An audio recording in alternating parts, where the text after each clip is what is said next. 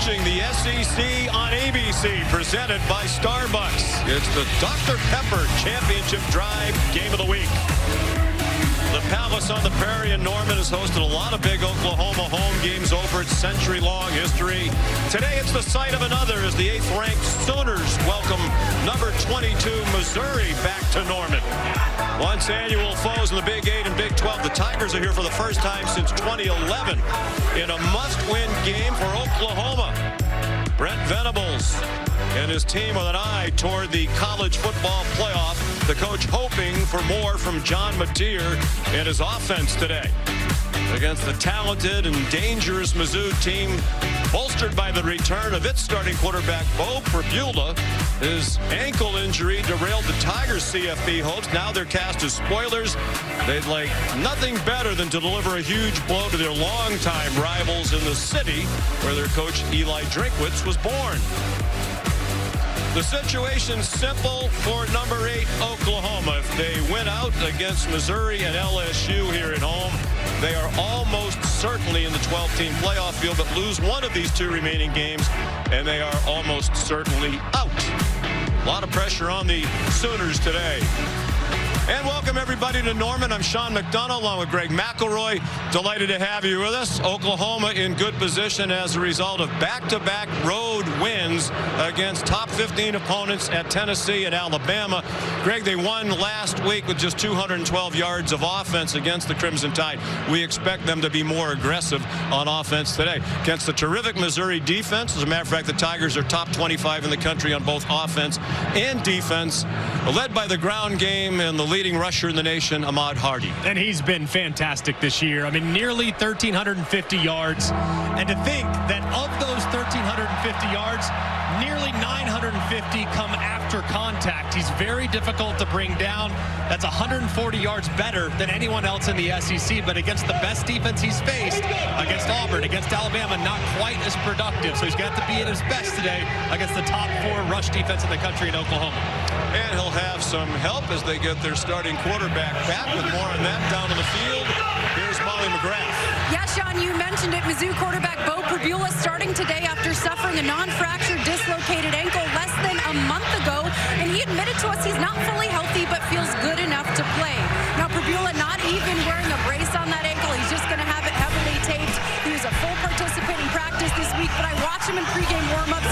He was running around, sprinting on the field, moving well with no visible limitations. Sean, Greg? ESPN's presentation of college football on ABC will return after this message and a word from our ABC stations.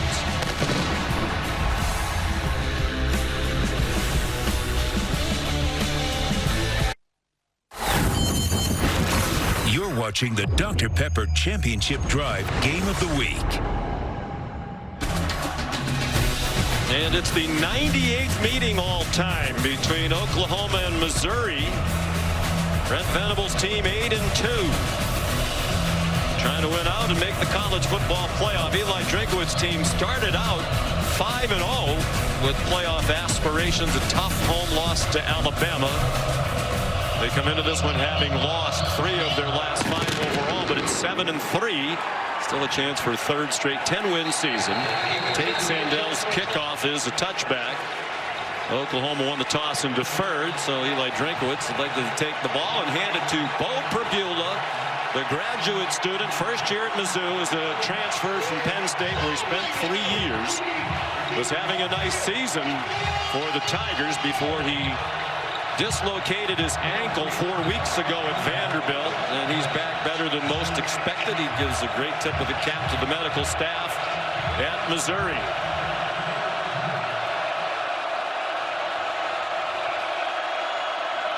Comes out throwing quickly out wide to their leading receiver, Kevin Coleman, who swung down after a 3-yard gain by Peyton Bowen. Coleman by far their leading receiver. Bo Pribula to be back this quickly is truly remarkable. To get injured at the end of October, to return this quickly. I think if you look at it, though, when you talk to Eli Drinkwitz, he said there was a little bit of hesitation, but he's passed every single test. The one thing today, straight ahead speed with an ankle will not be affected. How much does it affect his lateral mobility? That's something to watch against a great pass rush. He has Ahmad Hardy on one hip and Kevin Coleman on the other. Gives it to Hardy off a 300-yard rushing game last week against Mississippi State in Columbia. He gets 5 on his first carry today. Just the 6th player ever to rush for 300 yards in a game in Southeastern Conference history. At 300 right on that number on 25 carries, including 3 touchdowns. And Missouri has been great with transfers from the Sun Belt in the past. Nate Noel, Marcus Carroll, Ahmad Hardy next in line. And what a perfect fit for this run scheme. 6th best rushing offense in the country against the 4th best rushing defense in the nation in Oklahoma. Jamal Roberts is the running back now. He gets the handoff and has the first down. David Stone made the tackle. Oklahoma playing today again without our Mason Thomas along that defensive front. They managed to win at Tennessee with Thomas playing less than a quarter before he injured his leg. And they played without him last week at Alabama. And the defense was outstanding in both games. 3 takeaways in each game against the Vols and the Crimson Tide. A big part of those victories. And the defensive line extremely deep. The play fake to Hardy. Prabula, a good runner. And he gets tackled at the 43-yard line. He was a backup for the most part at Penn State. They put him in a lot of quarterback run situations. He got 8 there. And this is what makes this offense so difficult to defend. They run so well horizontally that it's the backside that has to always keep their antenna up for a naked. Hardy, a powerful run for a first down. He got 5 more. Averaging 134.6 per game. And Prabula looks like he wants to line them up quickly after they get the ball back to the officials. First down, Mizzou at its own 48. Another play fake. Brent Norfleet, excellent tight end to the Oklahoma 47. Boy, those play action fakes are so effective when you have a running game like they have, led by Hardy. I don't know how you account for it all, and it's such a methodical offense. I love this scheme. A lot of the throws are underneath.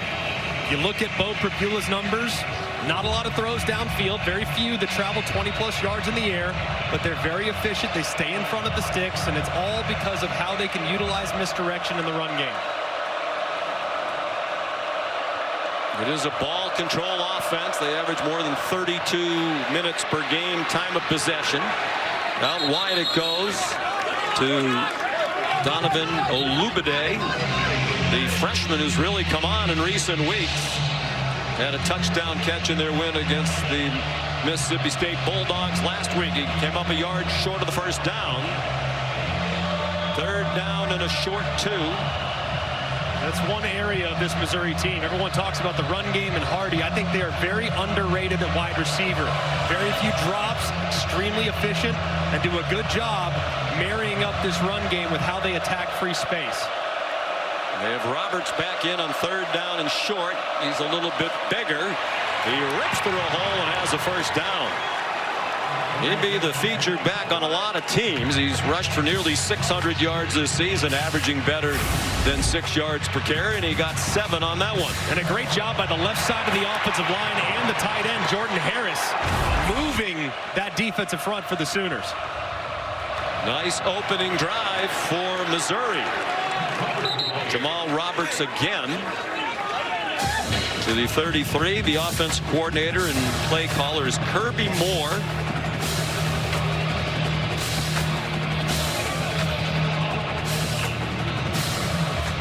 Kirby Moore, I think, has brought his own flavor to this offense. His background is kind of rooted in the downfield passing attack, the quick passing attack that you see at Alabama, where he overlapped with Ryan Grubb and Kalen DeBoer.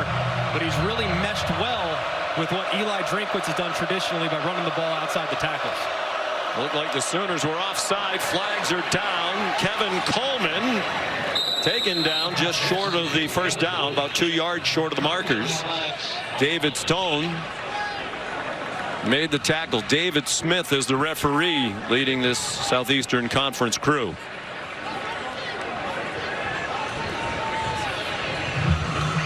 Offside on the defense, number 56. 5-yard penalty from the previous spot. Replay, second down. Grayson Halton, part of that deep interior defensive line group for Coach Venables, who calls the defenses. Yeah, and he's lined up right over the center, and as you can see, just gets a little bit of a head start because the clap from Brabula hadn't even started, so I'm not sure what made him go so early. 10th play of the drive. Brabula's 3 for 3 passing, all of them short. They've already rushed for 31. They average 242 rushing yards per game. Hardy has another first down. Robert Spears Jennings made the tackle for OU.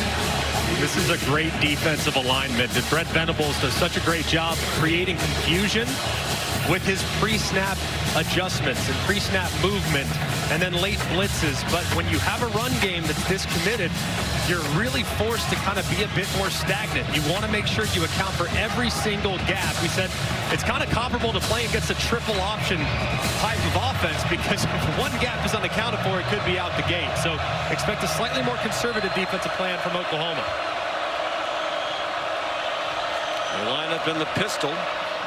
Hardy, nifty cut inside the 20. And showing those skills that Greg mentioned.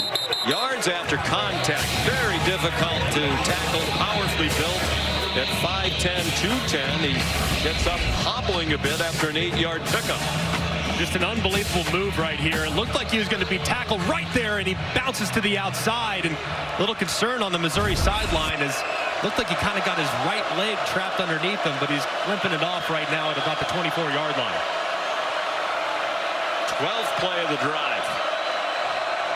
They held the ball for more than 7 minutes and taken the crowd out of it. In this early morning start, Jamal Roberts with a flag down. Had enough for the first down before he got tackled by Owen Heineke. Holding the offense, number 79. 10-yard penalty from the previous spot. Replay, second down. Keegan Trost, the right tackle, transfer from Wake Forest. And this is a killer right here. You're going to see inside, Marvin Jones tries to slip inside, and he just grabs him with that left arm, and that's what results in the penalty. And an offense like this that's so efficient, staying ahead of the chains, penalties are complete drive killers. So expect Bo Prabula to try to get half of it back to make this third down a little more manageable. John Mateer and the Sooners offense waiting patiently. They've had the ball for half of this first quarter. Have the Tigers over the middle. Prabula to Norfleet, who returned last week after missing a game with a dislocated shoulder. The big target at 6'6", 260. That one got them 6. It's third down and 6. That's what the goal is, though. Anytime you're in second long, you want to make the third down more manageable. And with the kicking woes that Missouri's had this year, could be thinking possible 4-down territory, but that would require getting to 4th and 1 or just inside of that. They're 2 for 2 on third down on the drive. Roberts has been the third down specialist, and he's back in. At the play clock at 3, Prabula took the snap. He's retreating and throws. And incomplete. Good thing for Missouri. It was incomplete. That would have been a loss. Joshua Manning caught it inbounds. So the penalty derailed a very nice drive for Coach Drinkwitz. And as you said, the field goal situation is iffy. They had a returning starter in Blake Craig. He was injured in their opener against Central Arkansas, non-contact knee injury while covering a kickoff. So they've done it by committee since. When they're near the 20-yard line and they're shorter kicks, it's Robert Meyer, a true freshman who's 9 out of 12 for the year.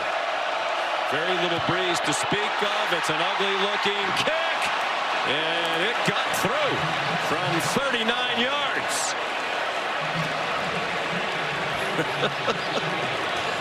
And a smile from Coach Drinkwitz. It's an adventure when they kick field goals.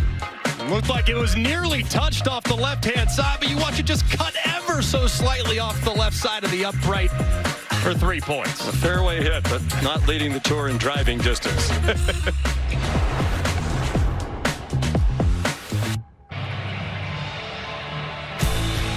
Well, we used a golf analogy on the way to the break, but this one was fat, like a golf shot. Robert Meyer hit way behind the ball, but got enough of it to get it through the uprights for Eli Drinkwitz. And a nice start. What a drive. 14 plays to go 54 yards. They took 8:23 off the clock. Oliver Robbins kicks off. A fair catch made by Jacob Jordan. Oklahoma generally does not try to return kickoffs. So here comes the offense. Hoping for improvement, led by John Mateer. First year here, like Prabula at Missouri. Mateer's a first-year transfer. Came from Washington State. Dual threat quarterback. Got off to a brilliant start through their first 4 games. Injured his right thumb, had surgery, and was off his best form for a while, but getting better week to week.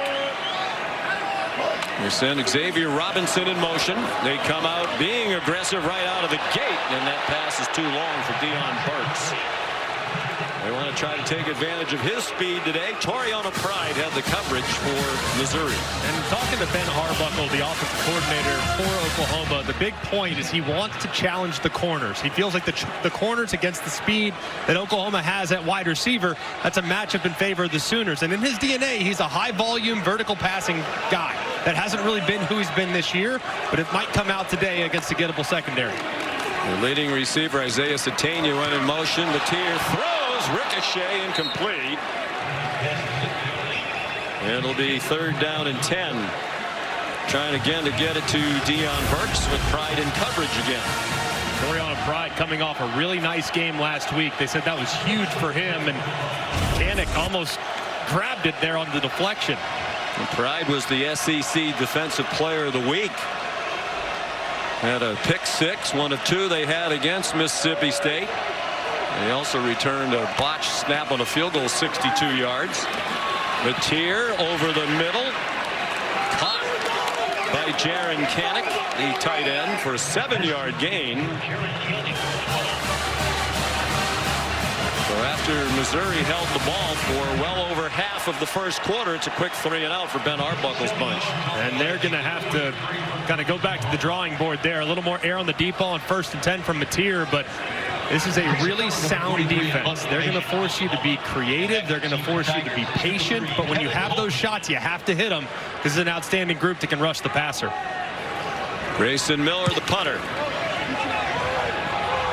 And then a fair catch signaled by Kevin Coleman and made at the 18-yard line.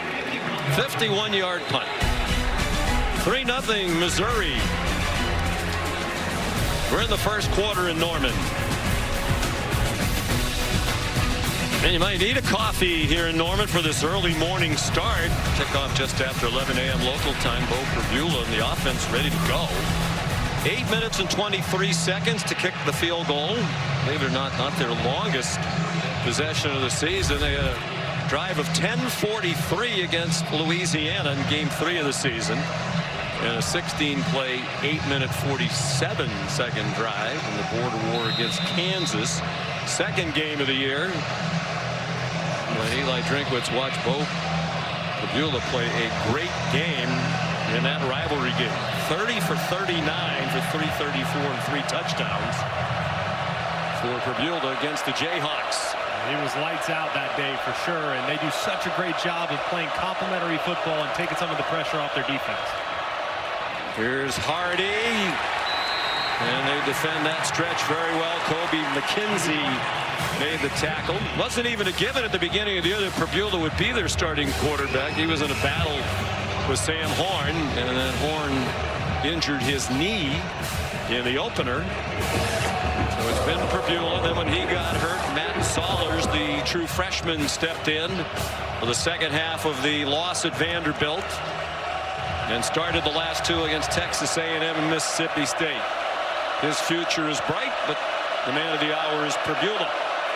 With Hardy behind him, in the pistol, a hole outside to the right. Wow, is he tough to tackle. They're a team in the country that runs stretch plays and outside zone better than the Missouri Tigers. Yeah, good luck finding one, that's for sure. And it's really their tight ends, too. They do such a good job of capturing the edge. This time it's Norfleet who gets the edge, and there it is for Hardy to just take off right around it. And like I said, man, he is so hard to bring down with initial contact. So that's one of the reasons that he came here, likes outside zone. Transferred after 1 year at ULM, Louisiana Monroe, where he rushed for more than 1,300 yards.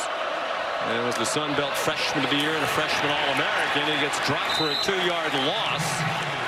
Well played by Kip Lewis and Cortland Guillory, the freshman cornerback. Officially a loss of 1.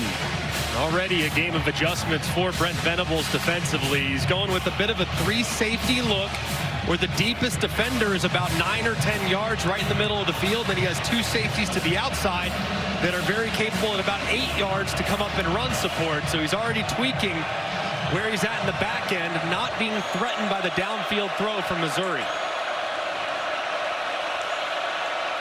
Kevin Coleman lined up in the backfield and then went in motion. Prabula about to get smashed. Swung down for a sack on a 2-yard loss by Dominic Williams, part of that deep defensive tackle room. And this right here is tough because Hardy's responsible for the block on the inside, but it takes a little bit too long. As you can see, he takes off, which allows the linebacker Lewis to trigger, and that's what results in the sacks. Your running back's got to stay in there just a little bit longer before he escapes, because that's what led to the pressure. 38 sacks for the year for Oklahoma, tied with Texas A&M for the most in the country. On 3rd and 13, that trickery fails. Grayson Halton ruined it. Dropped Jamal Roberts for a loss. They'll mark it back at the 34-yard line, a loss of 4. And this is a really tough ask right here. Watch the center. As the center's trying to work out to the defensive tackle that's lined up, head up to outside the left guard. And that's a long way for the center Tollison to try to reach him. He can't. It's tackled for loss. Connor Wesselman, the punter. There is a flag down at the line of scrimmage. Isaiah Satania, fair catch at the 25-yard line. 41-yard punt.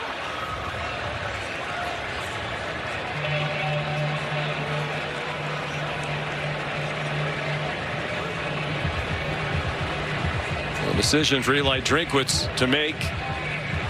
He wanted Illegal formation on the offense. 5 or more players in the backfield. That 5-yard penalty will be added to the end of the kick. First down, Oklahoma. Actually, it's against Missouri. And Oklahoma will have the ball for just the second time. They've run only 3 plays. They've had the ball for 56 seconds. But the defense rose up on the second possession for the Sooners. It's 3-0 Mizzou.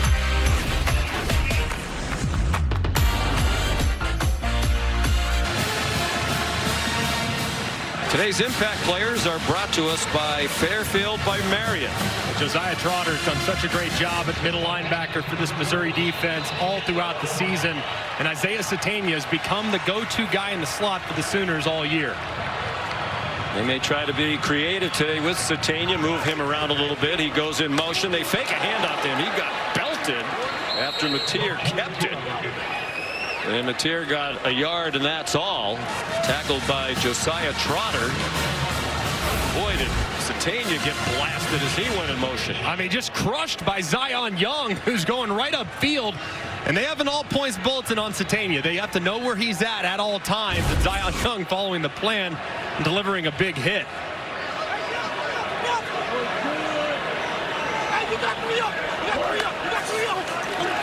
Mateer retreating. There are a couple of flags down. The ball caught for a loss. Back to the 26-yard line by Xavier Robinson. Trotter there, the leading tackler for Missouri. And Ben Arbuckle said he's the best linebacker he's seen on film this season. A couple of officials threw a flag. Might have been the right tackle. Looked like he wrapped up Damon Wilson pretty good. There are 2 fouls in the play. Both are on the offense. Holding, number 55. The penalty is declined. Holding, number 70 on the offense. That penalty is declined as well. 3rd down. 2 of the 3 freshman starters along the offensive line. Ryan Foje is a true freshman at right tackle. The left guard, Eddie Pierre-Louis, is a redshirt freshman. Michael Fasusi starting again at left tackle. They're going to have to help those freshmen out because these 2 ends, Zion Young on one side, Damon Wilson on the other, as good a tandem as you'll find in the SEC. They are game wreckers. They didn't take the penalty because the play went for a loss of 5. Mateer in trouble again, and he's thrown down by Damon Wilson, the transfer from Georgia.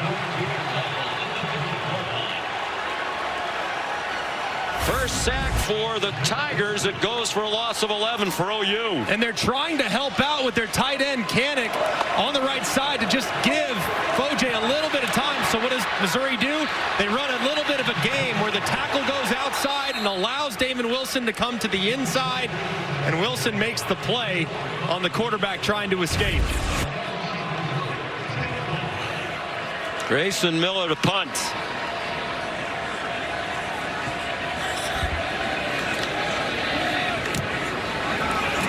Flag down at the line of scrimmage.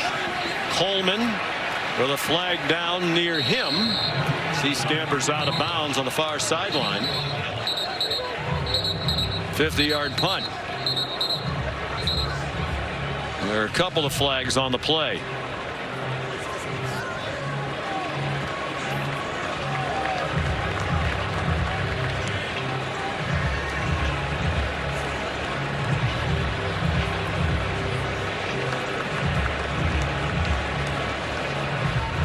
Eli Drinkwitz and Brent Venables waiting anxiously. There's no foul for holding on the kicking team.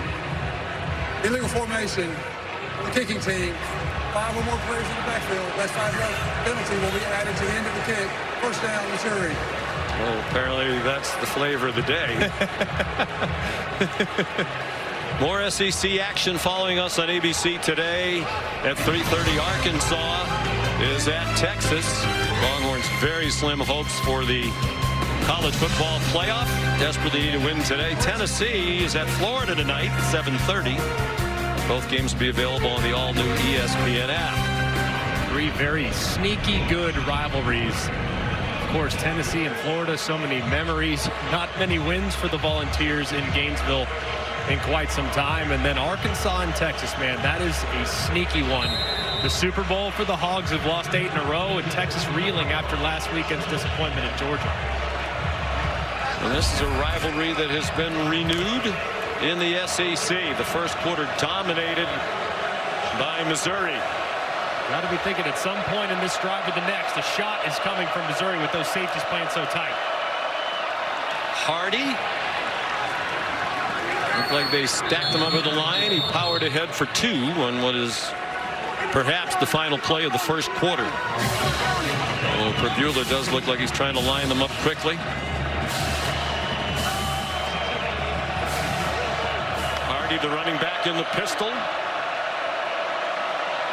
And they're not going to get another play off. That's the end of the first quarter. All Missouri, but the lead is just 3-0. ESPN's presentation of college football on ABC will return after this message and a word from our ABC stations.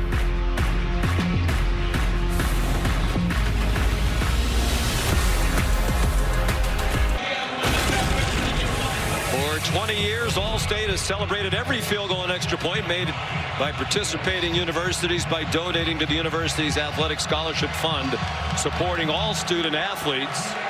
Thank you, Allstate. The only points in this game, the 39-yard field goal that was struck a little fat by Robert Meyer, but made it through. They didn't need the net for that one, as it barely got over the crossbar, but it counts. First play of the second quarter. 2nd and 7, Mizzou from its own 48. They had the ball in the first quarter for more than 12 minutes.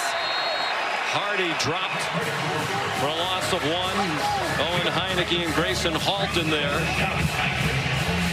Heineke's become a factor on that defense. Transfer from Ohio State, where he's a lacrosse player, was a walk-on for Brent Venables.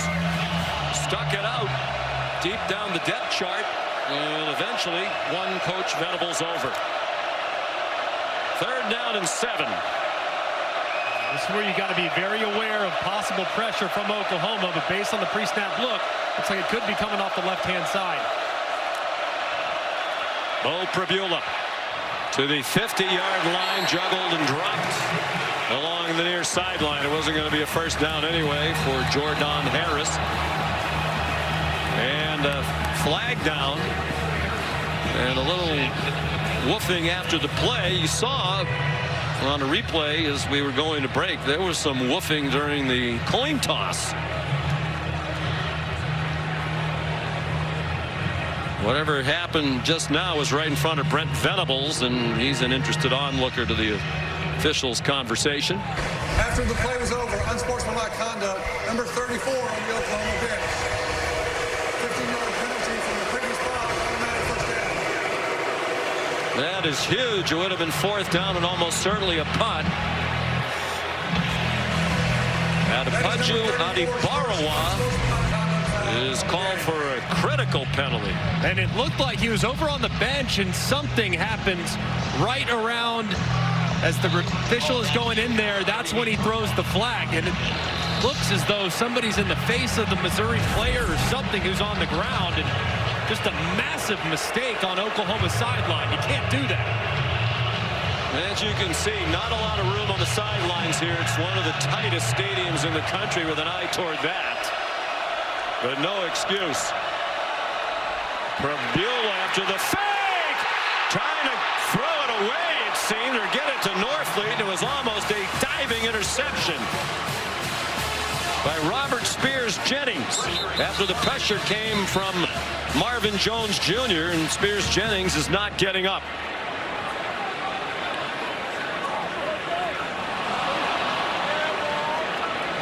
That is a big loss in the secondary, too, and Jones played it perfectly. They got hit on a couple of nakeds earlier, and looked like as Spears Jennings was trying to make the play, kind of landed awkwardly on that right arm. He's an important player in that secondary, a senior from Broken Arrow, Oklahoma.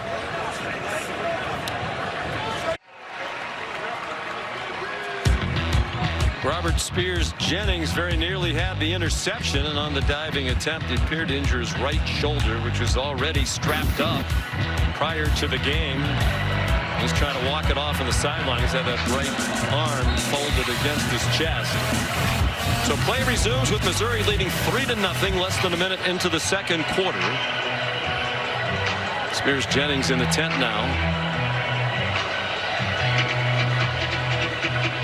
2nd and 10 for Missouri. Oklahoma had the ball for 13 minutes and 4 seconds to 2:45 for OU. And since that first drive, Oklahoma's done a much better job up front along the defensive line of penetrating and getting vertical, which has slowed down this Missouri run game.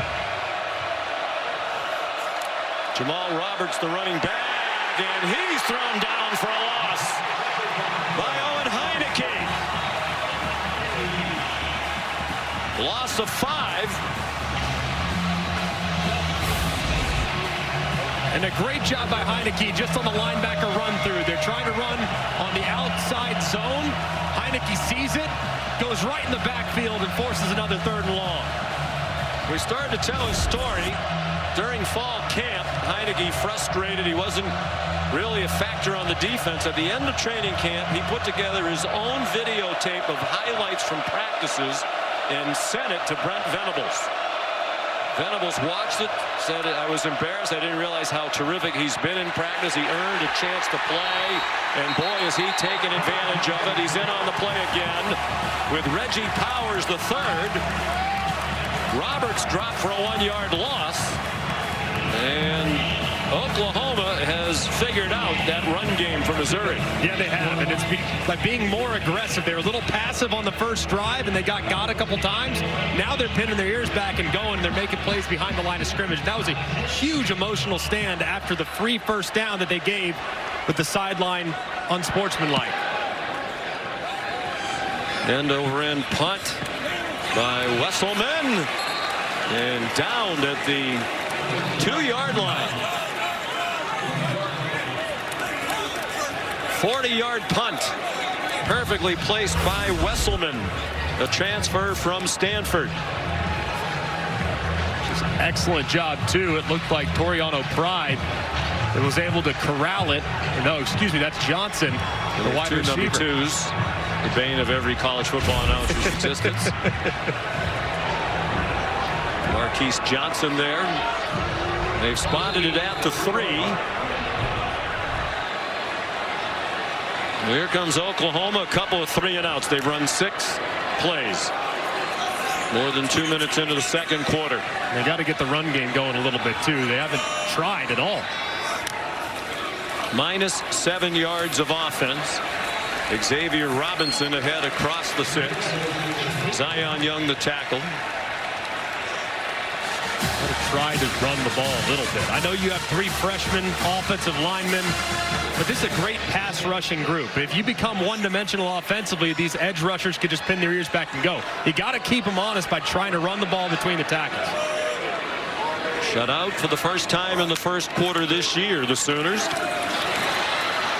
Deion Burks, a 1-yard gain. Josiah Trotter right there for Corey Batoon, the defensive coordinator. Continues to be just one of the best coached defenses I've seen this year. Very few mistakes, very simple. They don't do a ton. They also do an incredible job tackling. I think they're one of the best tackling teams I've seen this season. Led by Trotter, the son of Jeremiah Trotter, the former Pro Bowl linebacker, Philadelphia Eagles Hall of Famer. Mateer from the goal line. That's caught with enough for the first down. Isaiah Satania driven back by Marvin Burks Jr., but he got the first down, and a mock cheer goes up from the 80,000 here in Norman. First down of the game for OU. They line up quickly. Missouri wasn't set. Low throw. Back-to-back first downs. Gets another roar from the crowd. Keontez Lewis the catch. I like this tempo. Just try to inject a little life into your offense. That was a 12-yard gain. Then the pass batted down.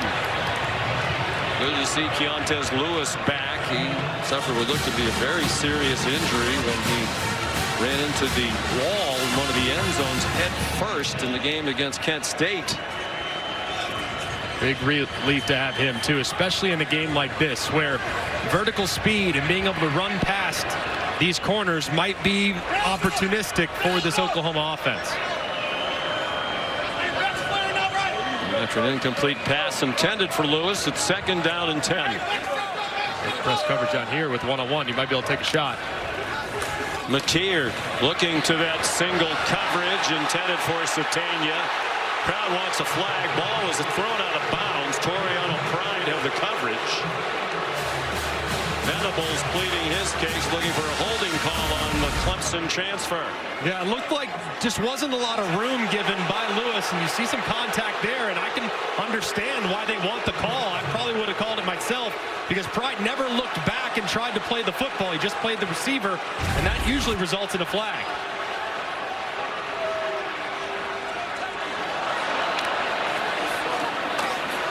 On 3rd and 10. A flag thrown. Mateer on the run. Diving interception attempt made by Dre Norwood. It's an incomplete pass and a likely holding call against Oklahoma. On the offense, number 66. The penalties decline. Eric Simmons has come in at right tackle. Starter earlier in the year, now a backup for Coach Venables. That's not something you'll see very often where the tackles are on an island by themselves. They've said all throughout, hey, we got to help the tackles with tight end presence or with running backs and chip protection. That time, Simmons one-on-one, and he has to grab the jersey. 3rd punt already for Grayson Miller.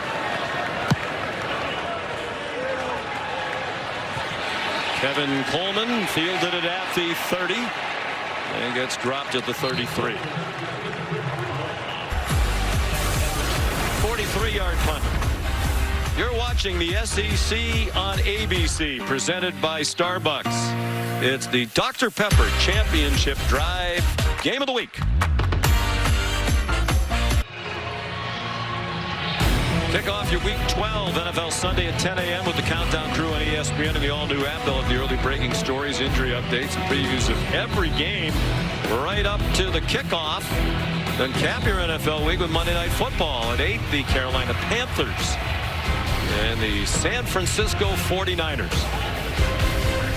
Peyton and Eli's alternate broadcast to be on ESPN2. Coverage begins with Monday Night Countdown at 6 p.m. How about the Panthers 6-5? Started 1-3, 5-2 since. Bryce Young really started to reach his potential. I think he went for nearly 500 last week. I saw. Took an L in fantasy as a result. And Joe Buck on the call, former color commentator for basketball, alongside Mike Kelly, the voice of the Missouri Tigers. Very good. And Joe was just starting out in his Hall of Fame career. Bo Prabula has an open receiver and a first down. Trying to escape big Joshua Manning. And he powered his way to the 49 for a 17-yard gain. And this was a nice throw, too. Zone coverage on the back end. It's a little bit of a tight window, but it's well-timed. Just excellent hands there by Manning. And a few throws that have gone well beyond the line of scrimmage. That one goes wide, and the run after the catch by Joshua Manning gets them a first down. 11 more. 14 of it after the catch as he caught it behind the line. With the attention that Oklahoma is now paying to the run game and the amount of bodies they're attributed to the box, you got to kind of throw them out of it and soften up that coverage.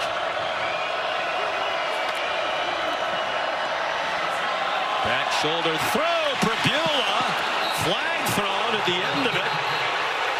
Donovan Olubide, the true freshman, trying to make the catch. The crowd on the Oklahoma sideline hates it if it's against the Sooners.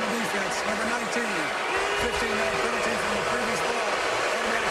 It's on Jacoby Johnson. I think it's a good call, though, too, because it looks like Olubide is trying to create some separation. Johnson grabs the right arm and kind of pulls him back inside. You see as the right arm right here, that's where he grabs him. And that's what I think results in the flag and a good call. And for the first time all year, Matt Austin agrees with you as he's nodding his head from the Palace in Kentucky. Broken clocks right twice a day. Yes. Crowd agitated. It hasn't been a great morning here at Gaylord Family Oklahoma Memorial Stadium for the home team. Roberts carries. Boos continue to rain down.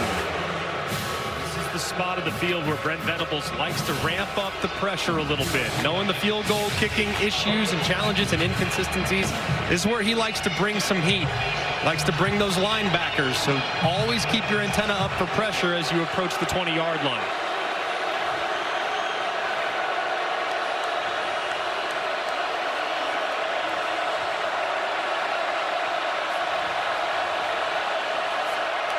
Prabula running out of time on the play clock. Awkward handoff to Hardy. And he got driven back after he reached the 20. Hard earned 2 yards for the sophomore from Oma, Mississippi. Small town in the southwest corner of their state. Led the state of Mississippi in rushing. Senior in high school, more than 2,200 yards, but they had just one FBS offer, was from Louisiana Monroe. Had a prolific freshman year there. Had a lot of people interested in him. And here he is as a Missouri Tiger. One of the semifinalists for the Doak Walker Award as the best running back in the country. Coleman swung out of bounds short of the first down by about 3 yards by Reggie Powers. And Robert Spears Jennings has been back on the field during this defensive possession for Oklahoma. I think you go for it here. That's about 4th down and 3 or so. At least get up, take a picture, and if you like the look, see if you can get him to jump off sides. Hardy's the running back. Will they snap it and try to draw him offside? They've been very good on fourth down. Missouri, they're first. Eli Drinkwitz wants time to think about it. Fans still voicing their displeasure with the pass interference call. Midway through the second quarter, 3-0 Tigers.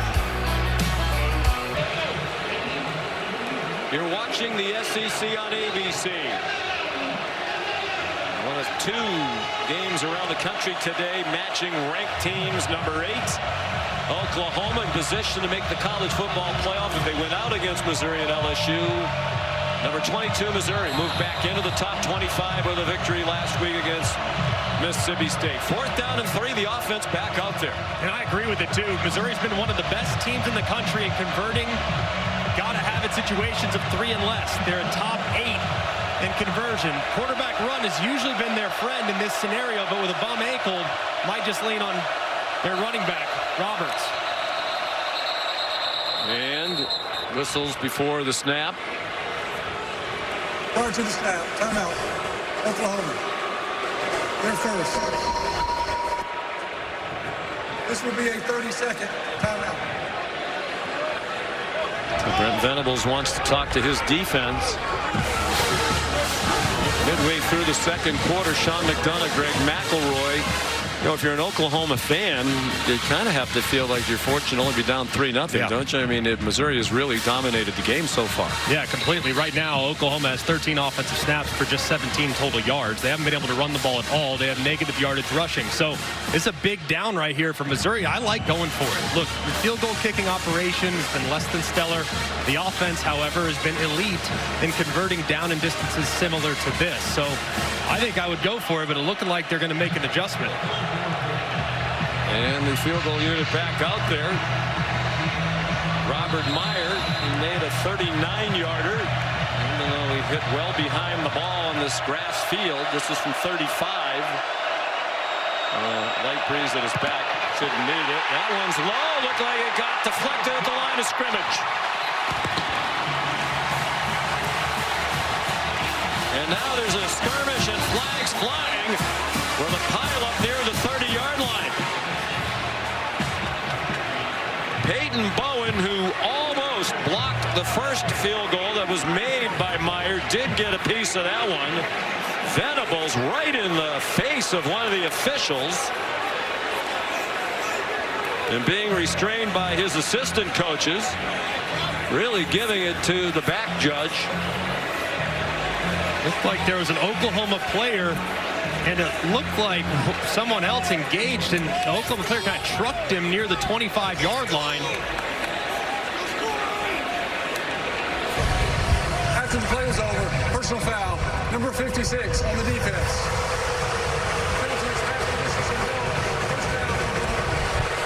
It came well after the field goal was blocked. Grayson Halton called for the penalty.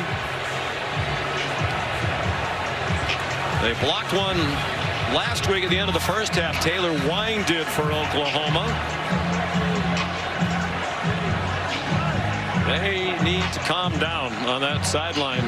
Emotional game, so much at stake. And possibly a 7-point penalty here. And this is what was called.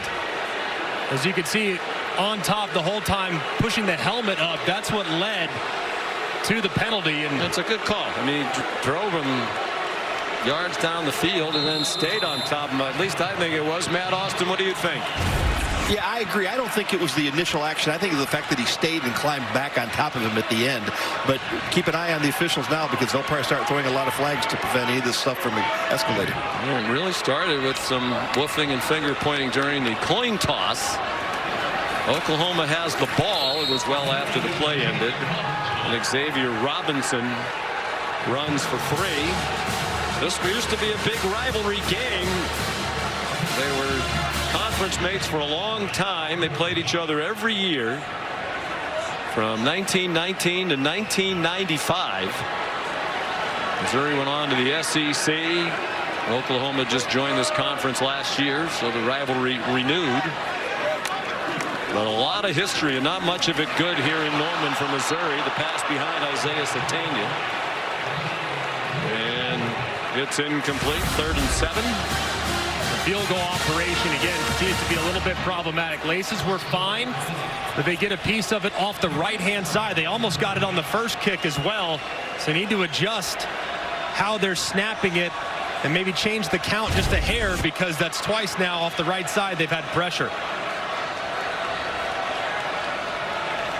I'm not sure you can put that one on Meyer. It looked like he actually made cleaner contact than the one he made. 3rd down and 7. John Mateer throws, caught! There goes the speedy Satania. One of the fastest players in the country. Touchdown!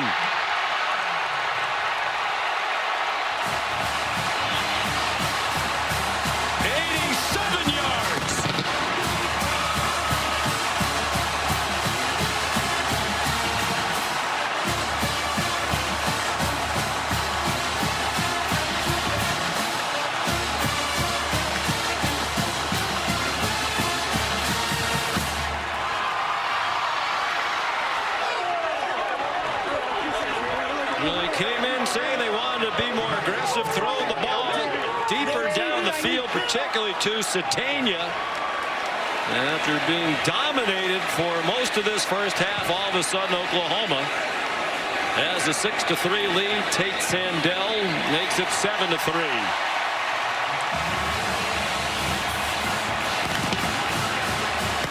Now this is a combo. It's called lock and combo. So what it is, it's man coverage against the three offensive weapons one-on-one.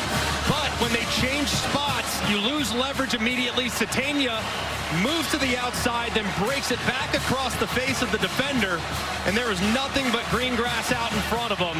Excellent execution, creating a bit of a vapor trail and separation. Accurate throw by Mateer, and it's off to the races for the Sooners. He was a national caliber track athlete as a sprinter in high school, almost pursued sprinting in college. The former shortstop Mateer adjusting his delivery to get it to Satania. His dad's a track coach. His mom was an Olympic sprinter for Jamaica. He can fly, and Mateer did a great job to put it in the right place for him. 87 yards, a career-long catch for Satania, surpassing the 76-yard touchdown he had against Ole Miss here, and it's also the longest pass of Mateer's career. And that was just unbelievable execution. Knowing you're going to get man coverage from Missouri, you take advantage of it with the bunch formation, create a big play. Sandell popped it up. Fair catch made by Tavares Jones. Probably a sigh of relief for Ben Arbuckle. Some just satisfaction, I think, even from Brent Venables. I mean, he was pretty candid with us yesterday that he gave a mandate to the offensive staff to be more aggressive. You know, it kind of felt like because they're so good on defense and special teams, they were playing quote-unquote complementary football, which is usually a good thing. Said, no, we don't want to just sit on the lead and protect it. We want to try to score more points. Yeah, and if you want to get to the highest levels of the sport, you got to be able to fill it up offensively. So Missouri down for the first time today, tries to reestablish the run with Ahmad Hardy. And as Ben Arbuckle and John Mateer told us yesterday, they did enough to win at Alabama, even though they had 212 yards. Mateer said, I was told all week, the most important thing is don't turn it over. Right. And we didn't. They were +3 in the turnover margin against the Tide, and that was the deciding factor.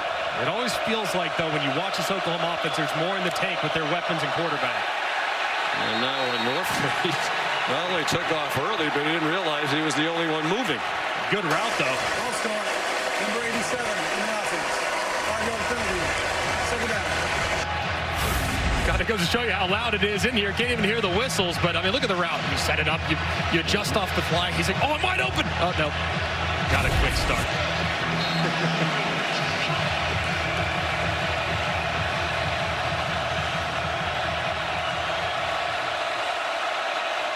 The Palace has come to life. 6 minutes to go in the half. in a have-to-have-it game for Oklahoma. Prabula slides down. Very late flag thrown after he went sliding down. The officials have been very busy here in the first half. This will be the 9th penalty. Holding, number 77.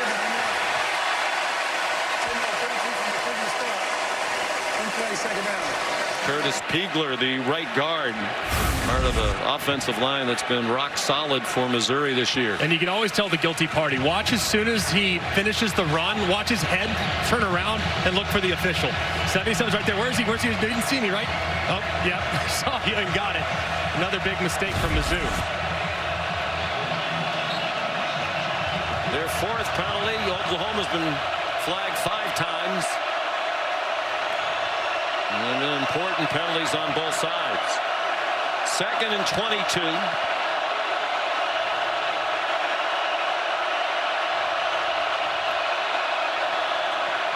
Prabula slings it under duress, incomplete. Owen Heineke came on a blitz.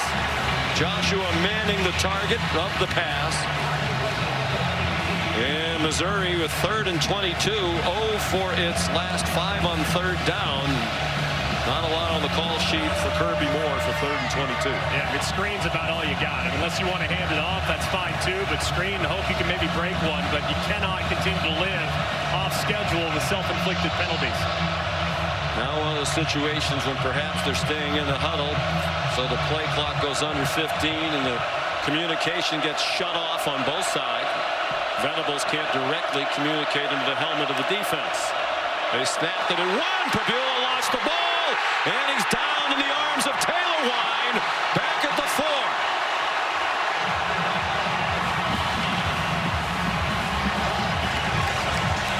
They are going in reverse here in the 2nd quarter. That's a 9-yard loss. Perhaps a little rust here from Prabula. It's an RPO, so you can hand it inside. That's what Roberts is expecting. Instead, Prabula decides to take the quick throw to the left, but his running back knocks it out as he's trying to release the ball. And broken up by Jamal Roberts. From the back line of the end zone, Wesselman, not a good punt. Lands at the 35 and is out right there.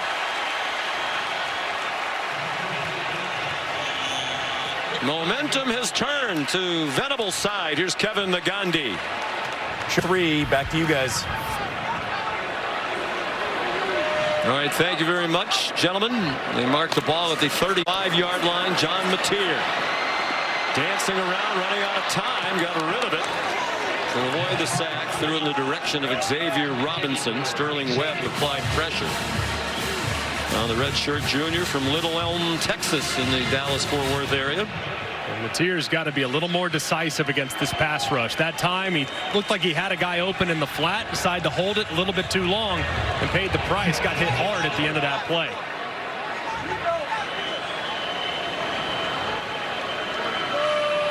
Now an edge in total yards for Oklahoma, but 87 of those 107 on the touchdown.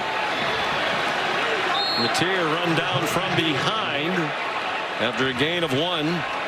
Jalen Catalon playing in his 7th season of college football, the 24-year-old safety. What a luxury for Oklahoma, knowing you're already in field goal range, so don't do anything to make this field goal tougher for Tate Sandell. Little flinch along the defensive line. It's a free play for Oklahoma. In the flat, Robinson runs over the defender Catalon. The play goes to the 29. They would take the penalty, you would think. Offside on the defense, number 8. 5-yard penalty from the previous spot. Replay, 3rd down. Penalty's a killer for Coach Drinkwitz. Born here in Norman 42 years ago. I live here just for years. Family moved to Arkansas. He's from Alma, Arkansas. Done a terrific job here over 6 years. The last 3, they're 28-8. The 11th best winning percentage in the country. Kanik went in motion. Mateer looked in his direction, got it off. And a stumbling lunge for a first down for Xavier Robinson. A 6-yard gain. This is a great job here by John Mateer. He knows who he has to pitch it off of, but he takes his time. He forces the defender to commit. As soon as he does, then you get the shovel pass underneath, and you pick up the 3rd down conversion.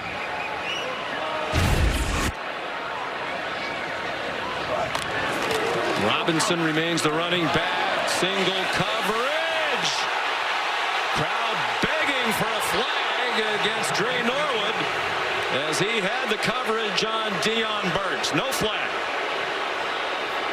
And Mateer's got to put a little more air under his deep ball. This ball is very, very flat. You don't have a ton of room, but you need to at least give your receiver a chance. There was a lot of contact there on the outside. They could very easily could have and probably should have been called. But if you give him a chance by underthrowing it, then you have a much more likely chance of getting the DPI.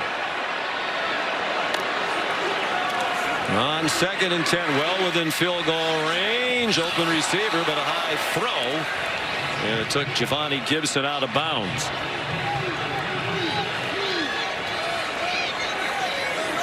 Fresh bodies coming on now for Missouri on an obvious passing situation, and you always have to be accounting for John Mateer's legs. He's very effective, so if you get too aggressive with your pass rush, that quarterback draw or quarterback scramble can kill you.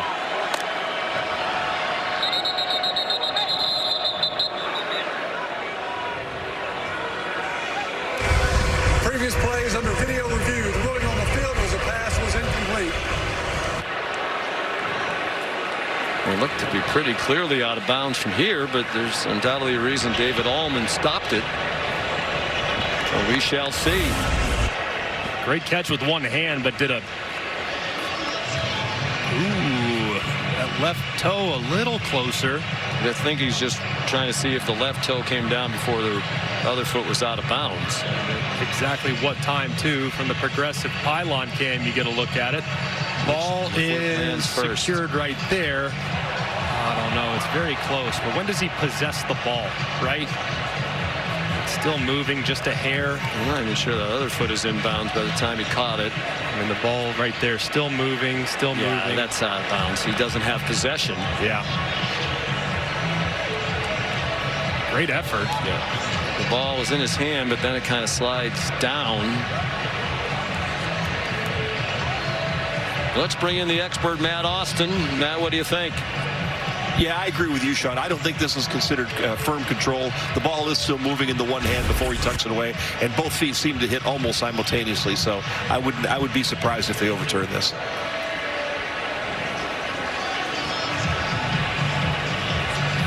Now, we talked about the history here for Missouri, hoping this call goes their way, and it should, we think. As we mentioned, Greg, they used to play all the time. Missouri hasn't won here since 1966.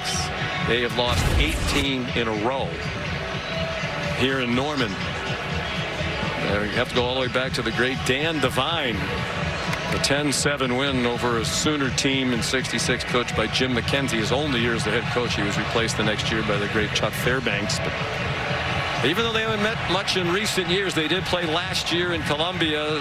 They're well aware of the history. Nobody more than Eli Drinkwitz. Mentioned he was born here. He still has a lot of relatives in the Norman area.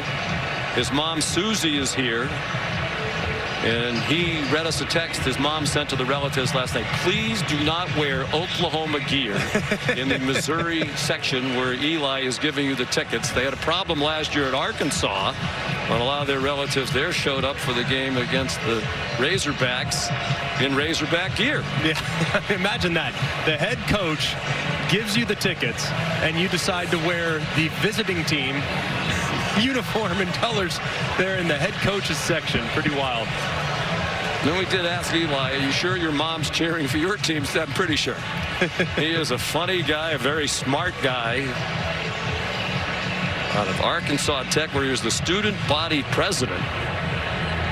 Got into coaching as a 7th grade coach back at Alma, Arkansas, the spinach capital of the world. Here's the call. Video review, the ruling on the field is upheld. That took way longer than it should have. And that's ridiculously long. Especially if they hadn't stopped it at all, I don't think anybody on that Oklahoma sideline would have complained. Probably not. And to add an extra boost to it is that now these pass rushes, an obvious passing situation, they're fresh. They just had a 45-second rest.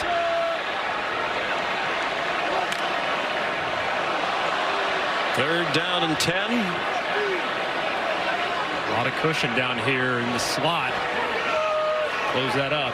And 3 out of 6 on third down, but 0 for 3 on third and 10 plus. Mateer skipping toward the marker, past it, and then banged out of bounds by Josiah Trotter. But a 15-yard run for the gritty John Mateer.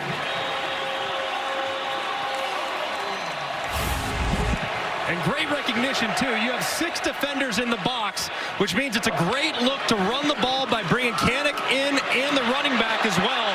So you have 7 guys blocking against 6 guys in the box. Big advantage, and on third and 10, they cash in.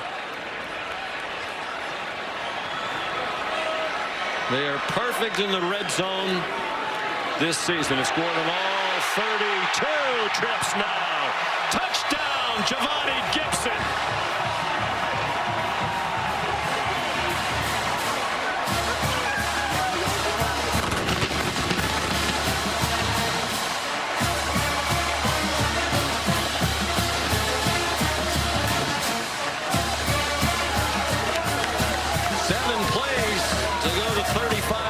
After the short punt. Gibson, his first touchdown catch as an Oklahoma Sooner. Transfer from Arkansas Pine Bluff. And Tate Sandell makes it 14-3 with 2:22 to go till halftime.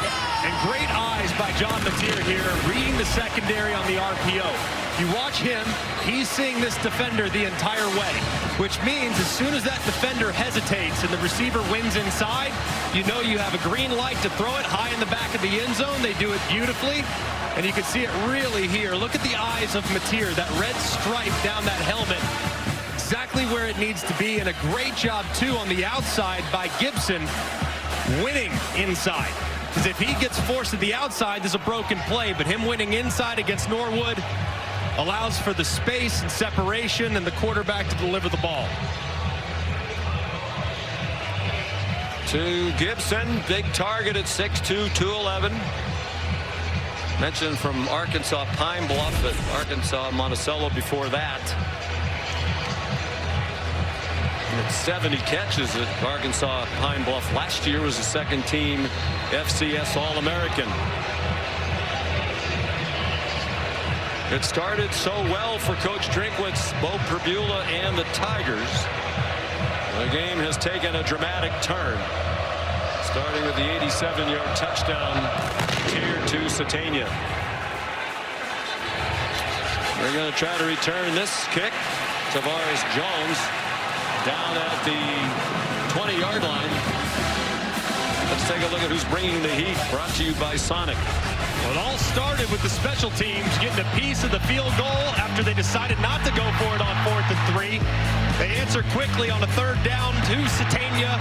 Takes it to the house, 87 yards to take the lead. And then after a nice stand defensively, they pay it off a couple moments later with Mateer finding Gibson in the back of the end zone. I mean, this game has flipped immediately from being all Missouri to now all Oklahoma in the waning parts of the second quarter. Bo Perbula throws it out to an open Lubade, who shoved out of bounds at the 38th for an 18-yard completion of the freshman from Chicago. Went to IMG Academy in Florida and was a top 100 recruit. That was a beautiful throw there by Perbula, layering it over a defender. And it's the 2-minute timeout. 2-minute timeout.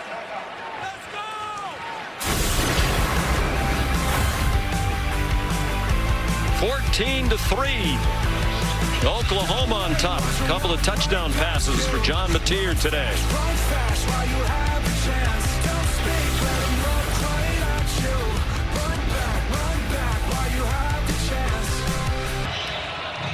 2 minutes to go, first half here in Norman, Oklahoma. Missouri led 3-0. They had a 4th down and 3 at the 17 going in midway through the second quarter.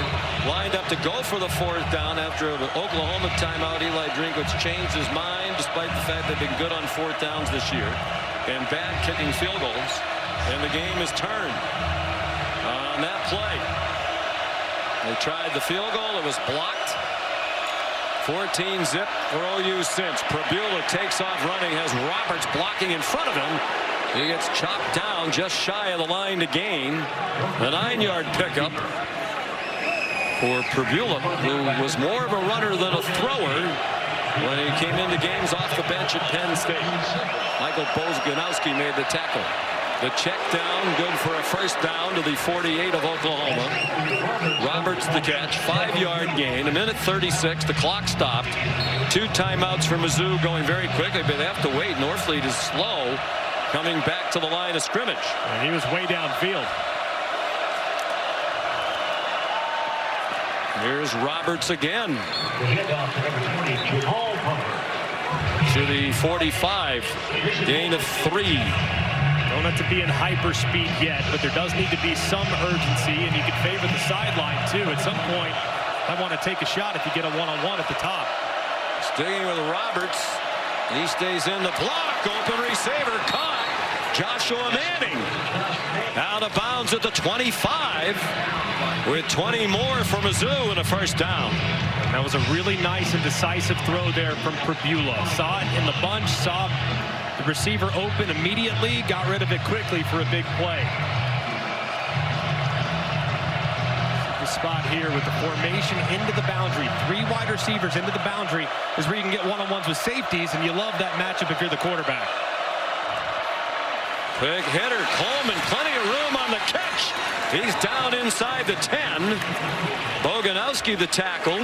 18-yard gain. They probably don't have to go quite as quickly now, but they have the Oklahoma defense on its heels, so they're attacking.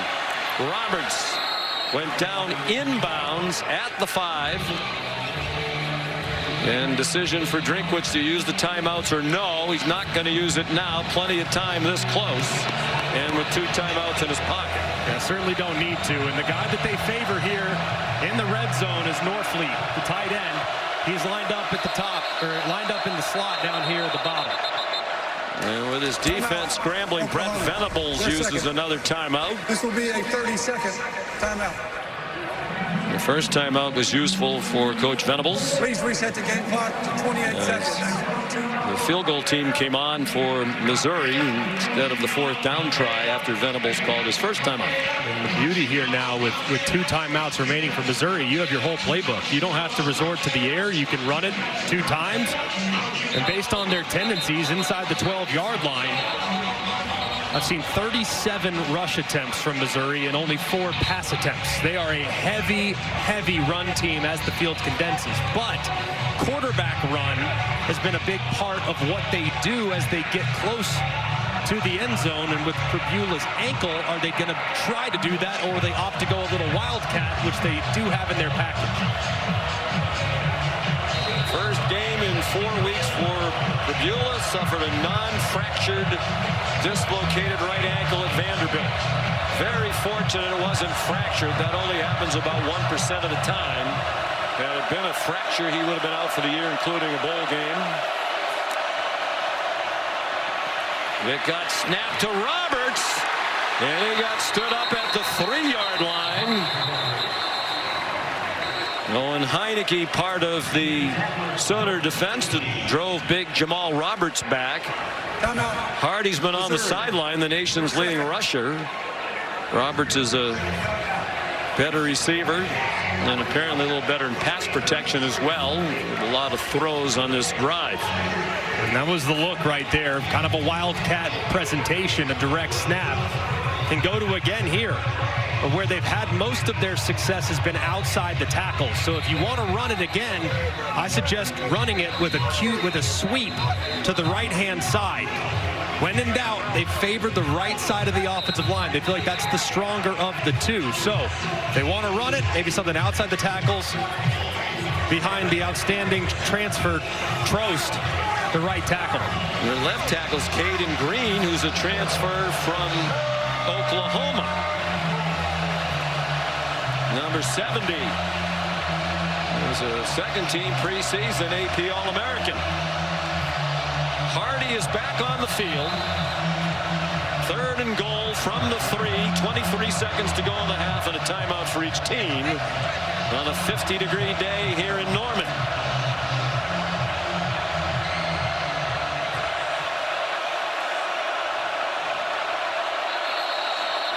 Tribula under center, and a timeout called by OU. A new look.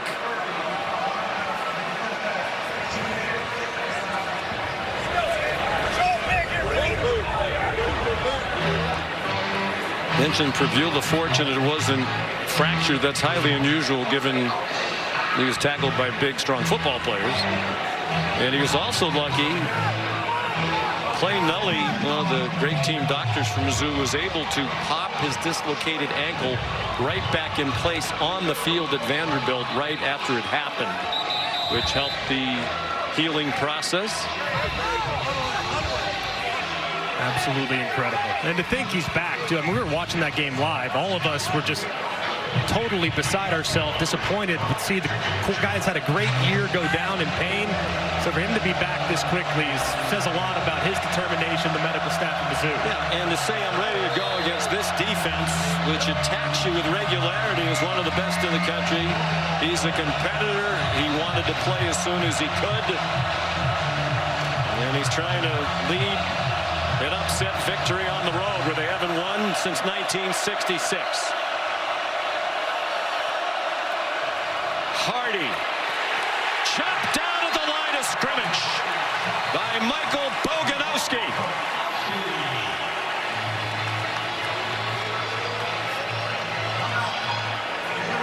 And Missouri used the timeout. And a great play here by Boganowski. Looks like there's going to be some room. It looks like there's going to be an opportunity. There's one guy that has to make the play for Oklahoma, and he comes up and delivers a big hit to stop Ahmad Hardy in his tracks. It's exactly what we thought. A run outside tackle to the right side. Oklahoma was ready for it, and they make the stand. Boganowski, a hard hitter. Remember earlier in the year when we were here for a game, Brent Venables said he tackles you like he's trying to take away your soul. He did there, too. Almost took away the sole of the shoe he wrapped up so well on the bottom.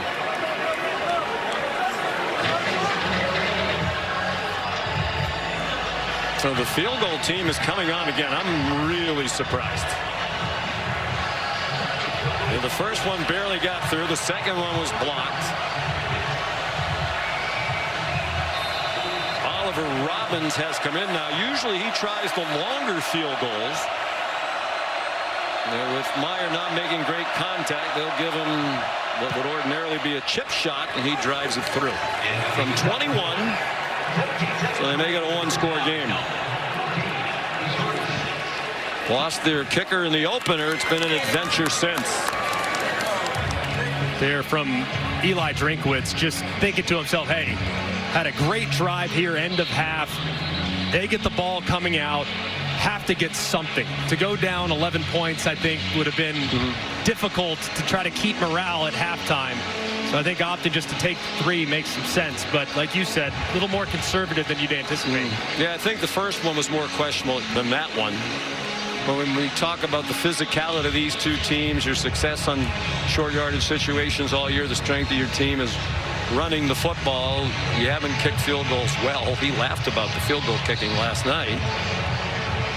A little surprised, I am, but For sure. I also think he's quite obviously established himself as one of the best coaches in the country. His name has come up now in a lot of the speculation with all these open jobs. I think there's perception he and so many others are just waiting for Lane Kiffin to decide what he's going to do, and apparently that's going to happen next Saturday after the Egg Bowl. But Eli Drinkwitz told us last night, I'm very happy where I am. I'm not in any big hurry to leave.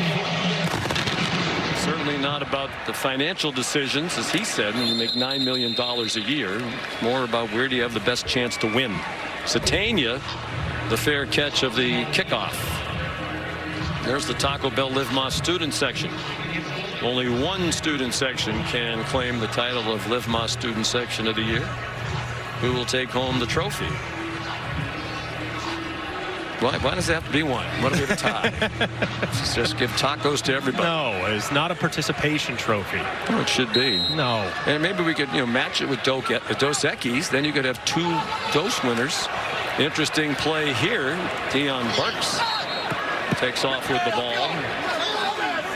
There's a fast-moving half with that long drive to open the game for Missouri. Then both teams used all of their timeouts.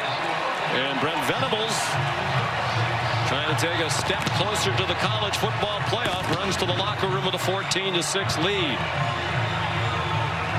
And here's Molly with Coach Venables. Coach, your defense kept them out of the end zone at the end of the half. What did you say to your group before that stand? Can't let them pass the 50 in the first place. Just we got to help them out a little better there. Not a good drive, but great response there at the end to keep them out and force the field goal. Yeah, it was a slow start for your team, but they responded. What did you like about the resilience you saw in that first half? Yeah, it's who we've been all year. So just keep being who we've been. And again, this is going to be a hell of a game. So get ready to come in here and again, play your butt off for 60 minutes. Missouri's a very good football team. Take care of the ball, be physical, be great. We've been really good on third downs on defense. So now we got to force some turnovers. All right, thank you, Coach. All right, thanks. Sean. We can tell you his voice is not like that on Fridays when we meet. Very animated. And his team a reflection of their coach. Play with a lot of heart. 14-6. Oklahoma leading Missouri. Let's send you to the studio now for the Capital One halftime report with Booger McFarland. Here's Kevin Nagandi. You're watching the Dr. Pepper Championship Drive Game of the Week. And you're watching the SEC on ABC, presented by Starbucks.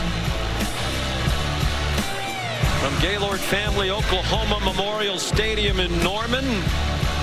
Number 8 Oklahoma leading 22nd ranked Missouri 14-6 at the half. Some chirping before the game started. It was physical as you might expect when these two teams get together.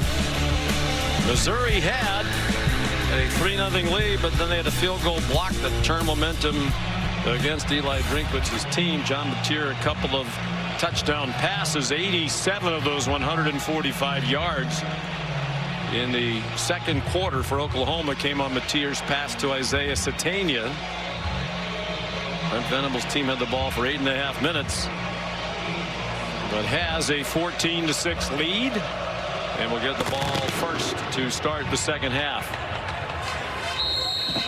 After a touchback, today's unstoppable performance is brought to us by Ram Trucks. Well, it was all 4th and 3, and Eli Drinkwitz decided after a couple timeouts to send his field goal unit out there. It gets blocked.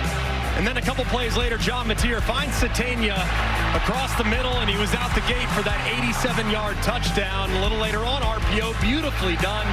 Reads the defender and hits Gibson in the back of the end zone to give the Sooners an 11-point lead. Mateer just 8 out of 17 passing for 2 touchdowns and 124 yards. It's a lot of big gainers on the completions. Crowd screaming for his face mask, and I think they're going to get it as Robinson was taken down.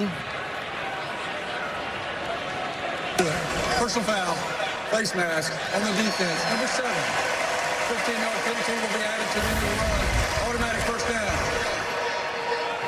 McClellan grabs the face mask with his right hand as Robinson was trying to burst up the field, and a tough start for the Missouri defense. 3-yard gain, 15 more on the 6th penalty of the game against Missouri. Oklahoma out to the 43-yard line. Trying to go to 9-2 and take a step closer to the college football playoff. Mateer launching one down the sideline, and just a step too long for Deion Burks. Sean McDonough with Greg McElroy, delighted to have you with us for the start of this triple header of SEC action on ABC. What do you look for here in the second half? I think Oklahoma needs to find a way to get the run game going a little bit. Both their running backs a little banged up, so I would anticipate Mateer factoring in there as well. And they got to hit 1 or 2 of those throws downfield because they're there. They just haven't hit them. And then for Missouri, they got to get back to running the football as well. Play action pass zipped by Mateer. to Isaiah Satania for a first down to the Missouri 42. Here's Molly McGrath. Well, I talked to Mizzou head coach Eli Drinkwitz about that shift in momentum after that blocked field goal and long touchdown from Isaiah Satania, and he really tried to calm his team down in the locker room, told his offense to settle down. Xavier Robinson breaks one tackle. Khalil Jacobs whiffed, and then Stephen Hall made the tackle, even though he got run over a bit by the powerful Robinson, who picked up 10. Very rare to see the Missouri defense miss tackles. They're one of the best in the country when it comes to getting the ball carrier on the ground. But Robinson, you could see why he got thrust into the lineup, became the lead back a couple weeks ago. He's very powerful in the open field. He's 239 pounds, just 6 feet tall. He stays in the game. They faked the handoff. Mateer kept it after faking to Satania. Mateer picked up 2. Nate Johnson made the tackle out of a deep defensive front. He should be well rested. He was ejected for targeting in the first quarter last week against Mississippi State. They also lost Josiah Trotter, their leading tackler, for targeting in the second quarter. Mateer got hit on the boundary by Trotter. That was very close to being out of bounds. No uproar on the sideline. Some of the fans didn't like it. And it did look like Mateer was in bounds when the hit was initiated, so I can understand the no call there. And it definitely was. I mean, he's engaged with him well in bounds. And Mateer needs to be a little more careful, too. You don't want to take that unnecessary contact.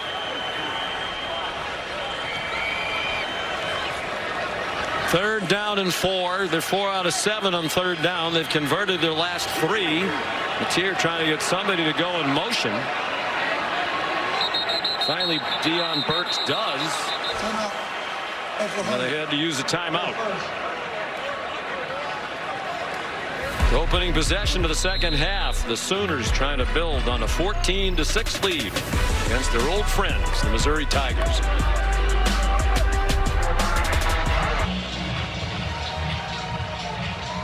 Back in Norman, Oklahoma for the Dr. Pepper Championship Drive Game of the Week. Oklahoma leading 14-6. They've moved the opening possession of this second half down to the Missouri 26-yard line. Here's the 7th play of the drive, third down and 4. With one of the best field goal kickers in the country, but they'd like to extend this drive with a first down. They've used quarterback run before against a favorable box count, but this time it looks like a lot of Missouri defenders in there, so I try to find Satania in the slot up top. Mateer hesitated, and he who hesitates is lost. Zion Young there to swing him down with help from Damon Wilson. It's a 2-yard loss, and here comes the field goal team. And he's trying to work Satania, but this is really well done defensively by Dalen Carnell. He jumps inside of Satania, who's running a slant, and that talks Mateer off the slot slant throw, and it results in a sack. So here's Tate Sandell's at a record-setting year. Missed his first kick as a Sooner against Michigan. He's made 21 straight. That is the school record. It's the second longest streak in SEC history. And those of you who believe in the announcer jinx, remember that one. He's now 6 behind Will Reichert of Alabama's record for most consecutive field goals among SEC kickers. Will made 28 in a row. Just automatic, too. The laces straight back. A good job by the holder, flipping them all the way around. And Sandell drains it again. Egan Vomit at 5'9", 182 pounds. Likely on his way to being the first Lou Groza Award winner in school history. He needs one more 50-yard plus field goal to tie the single season FBS record set by the great Fuad Revez of Tennessee back in 1982. Of course, Fuad went on to have a 10-year NFL career with Miami and Minnesota. He hasn't had a 50-yard try yet today. He's made 7 50-yard field goals plus this season. That is the Oklahoma career record. He's done it in 1 year. and it's 3 more 50-yard field goals than any other kicker in the country this year. I like his chances of that Lou Groza award. I think he's a lock. And the average make has been 42 yards. So he's not making one after another on chip shots. His average make of the 22 in a row has been 42 yards. Think about how close some of those games have been, too. I mean, without his performance against Tennessee or Alabama, they might not win the game. So, I mean, he has single-handedly contributed to victories this year. You don't say that very often for a kicker. We see it over and over again in college football, particularly in this conference. So many one-score games. And the kicker is critically important. And Sandell kicks the touchback. The defense isn't bad either. Well, they've done a great job of adjusting. If you try to defend Missouri, you're going to have your hands full. What you have to do is you have to attack Missouri, and that's what they did after the first drive. You see Owen Heineke here. The linebacker run through, sees a gap, runs through it, makes the play behind the line of scrimmage. Critical 3rd and goal. Boganowski in because Spears Jennings been a little banged up. He's unblocked. The one guy that has to make the play, and he does. They have become much more aggressive after the first drive, and it's led to much better and consistent defensive performance. Leading the nation in tackles for loss per game. And now leading the sacks as well. They were 1 behind A&M to start the day. 3-yard gain for Ahmad Hardy. 6 points allowed in the first half for Oklahoma. They've given up 75 first half points in 11 games, by far the fewest in the SEC. Alabama has given up 88 first half points. Pretty amazing, too. And when you think just how aggressive this group is, I think it takes offenses a while to kind of figure them out. By that point, it might be too late. Bo Pribula in his return is 11 out of 15, most of them short throws. This is longer, all kinds of contact, and a flag thrown. Donovan Olubade was the intended receiver. Eli Bowen was there for the Sooners. Pass interference on the defense, number 23. 15-yard penalty from the previous spot, automatic first down. Trying to challenge the 5'9" Bowen on the outside with Olubade, who's got great length, and you see the left hand grabbing, and Olubade's trying to push off, but on an underthrown deep ball, it's so hard on the defender because the receiver can see it, he can adjust to it, and oftentimes the defender has no choice but to grab a piece of him. Bowen had a huge play in their win at Alabama last weekend, an 87-yard interception return for a touchdown. The OU defense has scored a touchdown in each of the previous 2 games. From the 43, out of the pistol, Bo Pribula fake to Ahmad Hardy. He's going deep. That ball's underthrown and incomplete.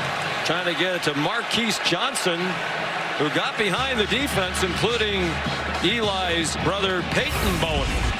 This ball way underthrown, and it forces the speedster Johnson to try to come back and make a play on it, but that time I feel like Bowen did a better job, not the same Bowen, a better job of trying to play the ball. Look at his eyes all the way through. He's trying to play the ball. That's why it didn't result in the flag, and it was nearly intercepted. And also nearly caught at the very end by Johnson, their second leading receiver. Dickinson, Texas. Hardy. Nothing doing. Taylor Wine on his way to all conference honors, and now more pushing and shoving. Keegan Trost in the middle of it, the tackle.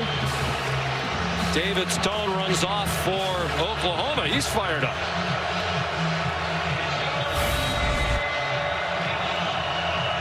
Trost right there trying to protect his guy, and kind of good with the no call there. It did look like Stone was going a little long, and Trost trying to protect. You wouldn't think this rivalry has skipped some beats in recent years. It's like they play each other every year, as they used to. Joshua Manning's down across midfield, but short of the first down. And Eli Drinkwitz will ponder this 4th down, and along 2. Kirby Moore, the offensive coordinator, won't have to make a play call. The punt team comes on. Yeah, if you're Oklahoma, though, I would keep my antenna up. I mean, a fake punt here, knowing that it's possible go territory anyways, just be aware.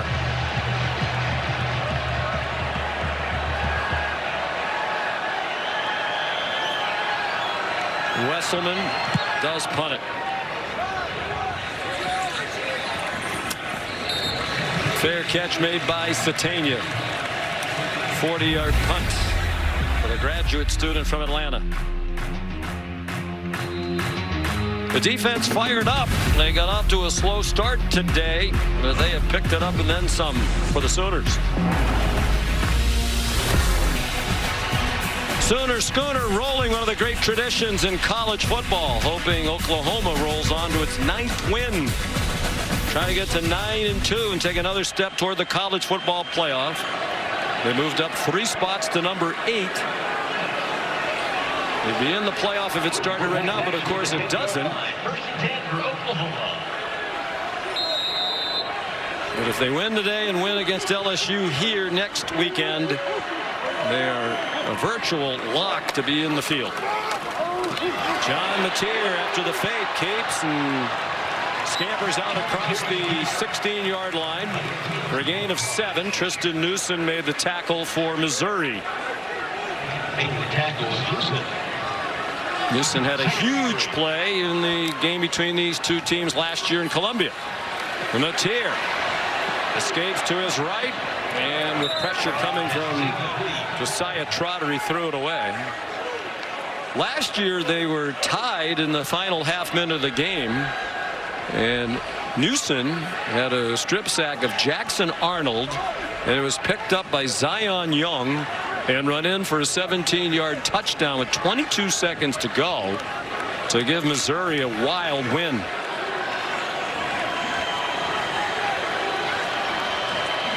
(30-23) was the final. 3rd down and 2. Xavier Robinson looked like he might be stopped behind the line of scrimmage. Instead, he's still going. To the 23-yard line. And a first down for Oklahoma at the 23. That's a gain of 5. This is a nice run here by Robinson, too. It's a big 3rd down for Mizzou, getting off the field, justifying their coach's decision to punt. Instead, Robinson looked like he was stopped initially, jumps through the hole, and surges forward through Trotter for a big conversion.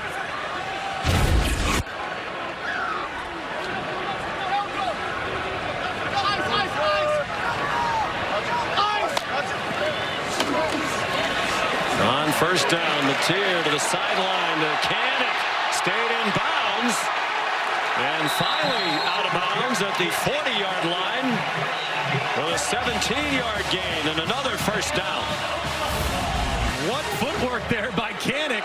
The converted linebacker to tight end has not been as much of the offense recently. Still very effective in the run game, but man, how about the footwork on the sideline, giving himself just enough room to cut back inside.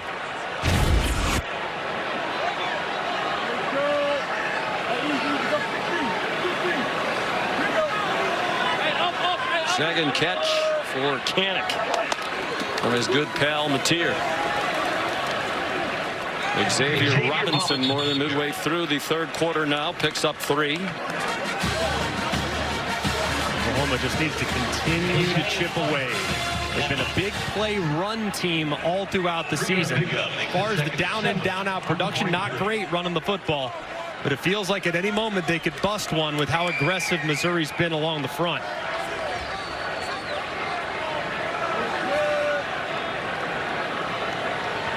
Again, very little from Torrey Blaylock today. Both he and Robinson have been battling injuries. Blaylock's had only 11 carries in the last 3 games. Robinson got within 2 of the first down. Blaylock was terrific at the beginning of the year as a true freshman. Ben Arbuckle told us yesterday Robinson got hurt and missed just about all the fall camp, and he's clearly not feeling great as he comes off to the sideline here. And had he stayed healthy, he would have been the featured back. So here's Blaylock back in. They're 4 for their last 5 on 3rd down. 5 out of 9 for the game. They need 2. Mateer, deep ball, single coverage, and Satania couldn't run under it. Kalen Carnell had the coverage. Sertania's already over 100 yards receiving for the game with 109 on 3 catches. And this is one I thought Sertania was going to grab. He jumped just a little bit too early as the ball just sailed ever so slightly over his fingertips. And man, that's a very, very close play that you'd love your receiver to lay out and try to make a play on. The quarterback's always blaming it on the receivers. Well, if it hits the hands, that's a drop, right? No? Maybe. Sometimes. I think the receivers would say if the quarterback put it in a little bit better spot, you wouldn't have to lunge for it. Grayson Miller's punt goes out of bounds. Just in the nick of time for Greg, who was about to thoroughly lose the argument. Just a 30-yard punt. Under 6 to go, third quarter. 17-6, Oklahoma. When we're finished here in Norman, we head to Austin. Arch Manning and the Texas Longhorns taking on Arkansas. Arch's numbers have come up. That loss last weekend in Georgia was crushing. They need to win out, including Friday night against Texas A&M, a game we'll have for you in prime time. And then hope for a lot of help. Chaos ahead of them. A lot of teams behind the Oklahoma Sooners in the CFP rankings cheering for Missouri today. That gap in time of possession is narrowing. And more than 8 minutes of possession on the opening drive of the game that ended in a field goal. Bo Pribula spun down after a gain of 1. Here's Molly. Well, Sooners DN's coach Miguel Chavis coaches with passion and intensity, guys, firing up his group to take away opportunities on the edge, keep their running backs from turning the corner and gaining confidence. And he wanted them to lock in on the fact that Ahmad Hardy is at a relatively quiet day, warning them not to let him get momentum. So they're keying in on stopping Hardy here, guys. And they've done it very well. It seems Hardy isn't getting the ball much lately. He's rushed for just 53 yards. Pribula incomplete for Joshua Manning. Eli Bowen had the coverage. Referenced it. I mean, Hardy in the first 7 carries, he had 42 yards, 6 yards per. In the last 7, he has just 11 yards. So they have done a great job on the edges of this defense, coached by Coach Chavis, setting that edge and not allowing him to get outside the tackles where big yardage is there to be had. They're 0 for their last 8 on third down.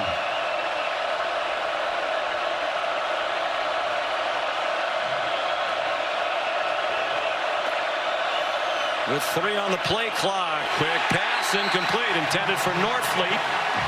And Brett couldn't hang on. Brett was hit by Robert Spears-Jennings.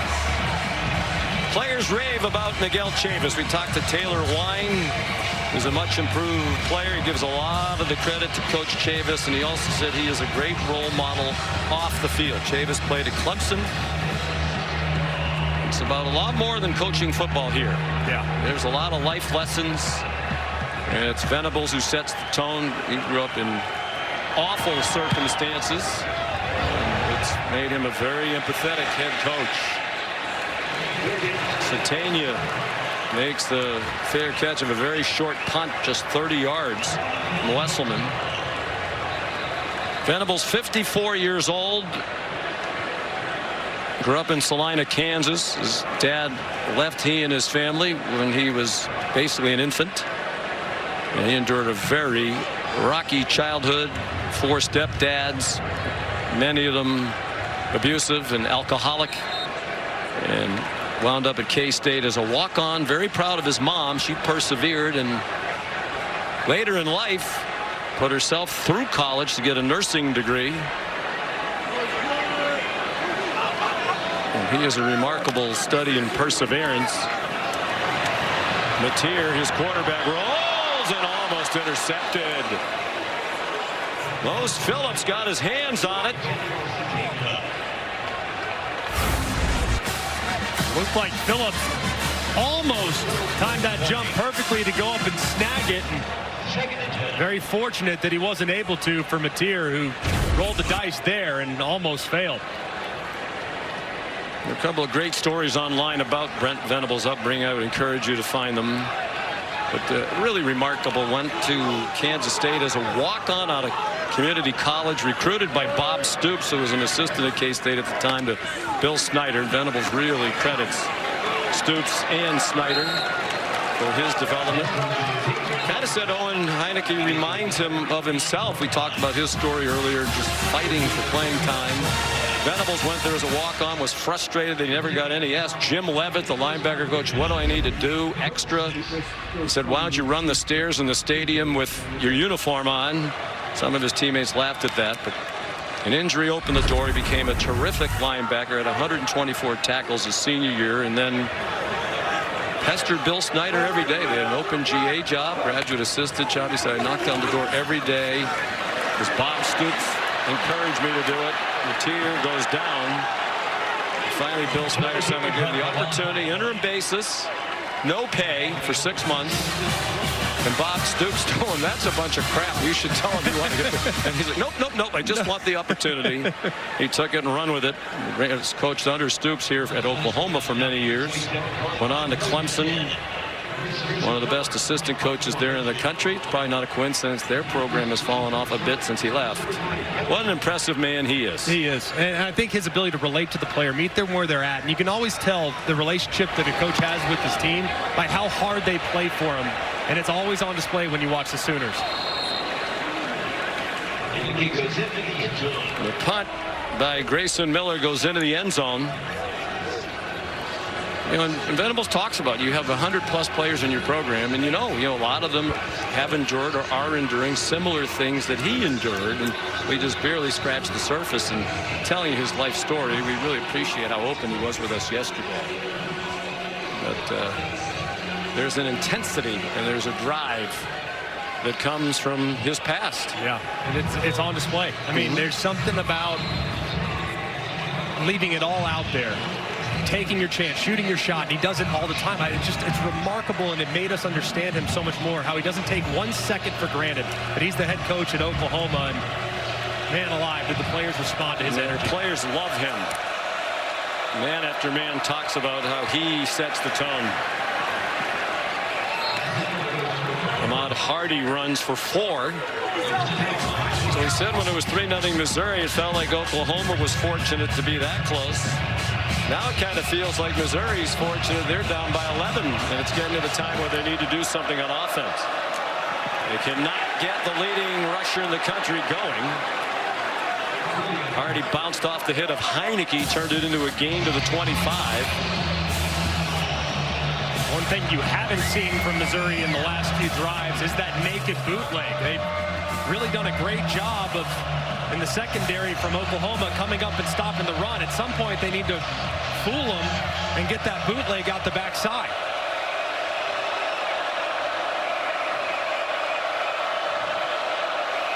They're 0 for their last 9 on 3rd down.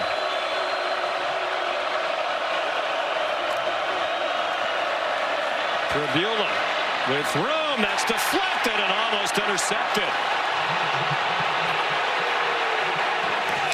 Heineke got his hands on it. There is a flag down. Ball was tipped, though, so if it is a pass interference, that the ball being tipped, contact's allowed. I'm sure they're discussing that now. Yes, and that's what Venables was signaling,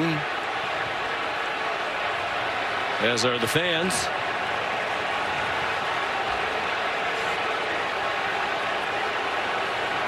The big hit. It was a big hit, though, on the intended receiver, and they could be talking about all sorts of things. Personal foul with targeting number 13 on the defense. Previous play is on the video review.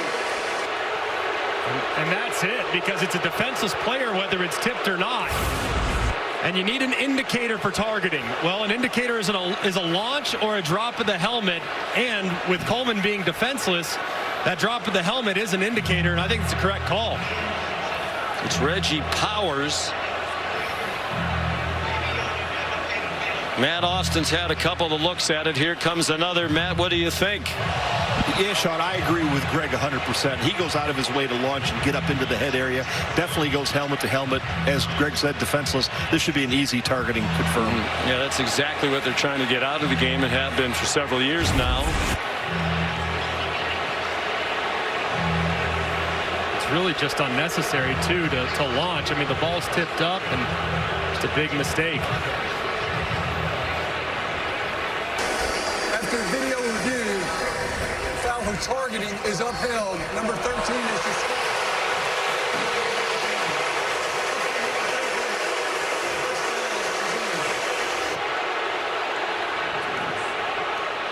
Now a couple first downs given to the Missouri offense by way of 15-yard penalties on Oklahoma. It's a huge mistake. It's a good call. Crowd's going crazy, but they're seeing it through crimson-colored glasses or don't understand the rules.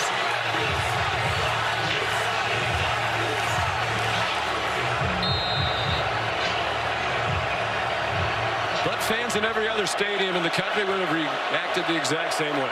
No doubt about it. 2.5 to go, third quarter. After the penalty, Pribula going deep, and it is intercepted by Jacoby Johnson.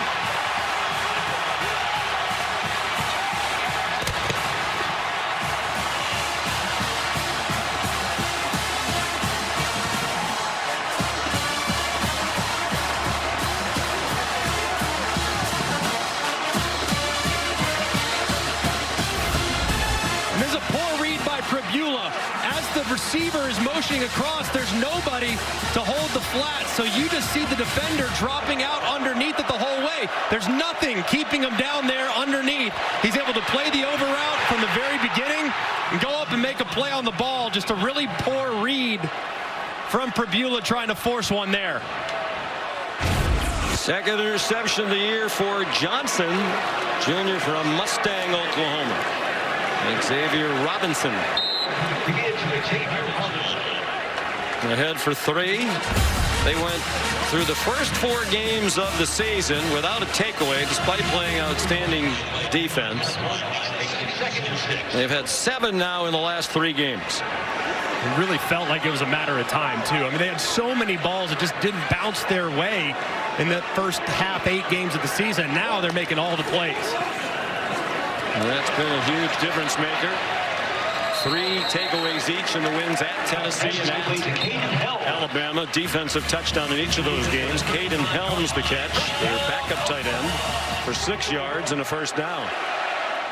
And those quick throws into the flat have been there really all throughout the game. They've got nice run after catch as well, so they can continue to just lean on that if Missouri's playing soft on the outside.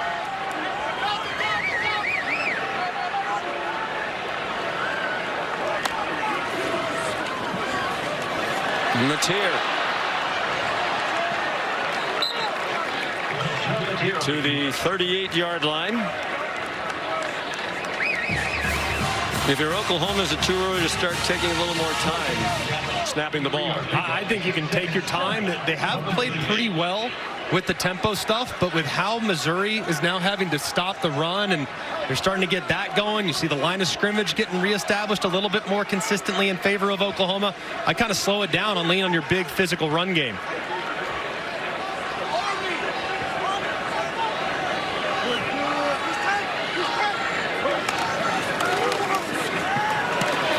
They keep it on the ground with Robinson. Hasn't been a prolific rushing day again today for Oklahoma. Just 51 yards on the ground. That one got 6. Put it in a 3rd down and short. A long one for Ben Arbuckle. You can expect them to continue to lean on the ground. I expect tight coverage, man coverage on the outside. Quarterback run would be something I'm looking at here, especially to the left-hand side with only a couple Missouri defenders. We don't have to snap it again in this quarter. And they're not going to.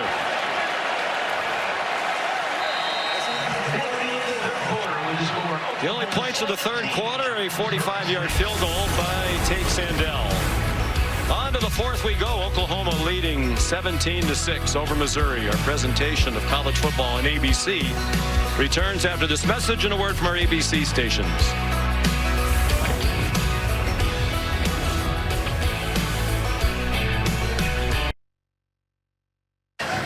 Back Back here in Norman, Mizzou down 17-6. Coach, your quarterback Bo Pribula with that interception there.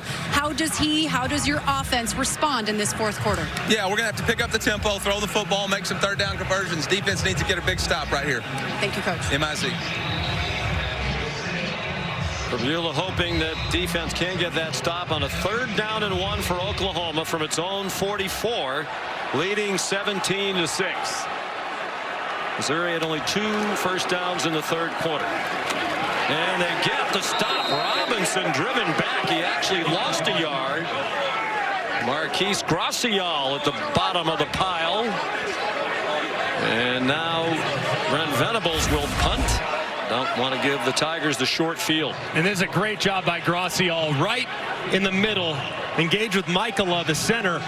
Forces his way through and stops the ball carrier behind the line of scrimmage. Homegrown player from St. Louis, Missouri. So a big stop. Here's Grayson Miller to punt for the 6th time.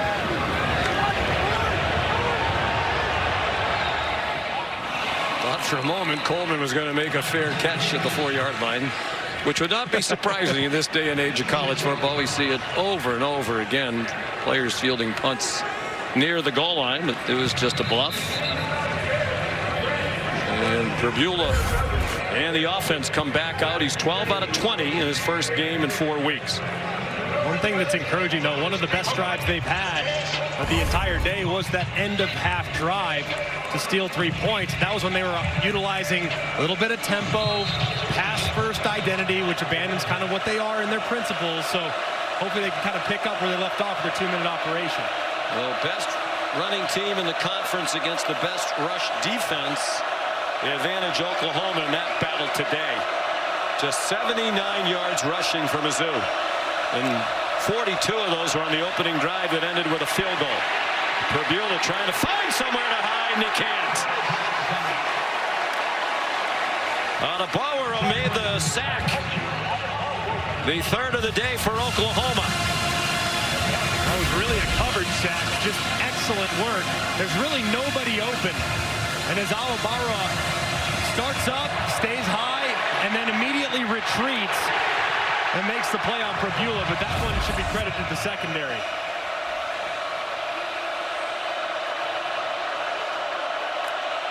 Ahmad Hardy is in. He's not been much of a factor today. Averaging 3.6 per carry. Pribula throws, and it's broken up right at the 30-yard line.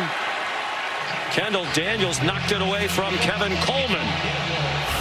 Ball thrown just a little bit behind Coleman, and that's what allowed Daniels to get that long left arm in to break up the pass.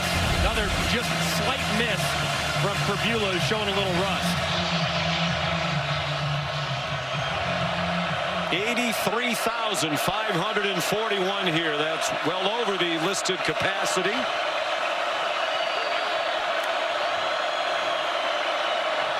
By about 3,000 folks.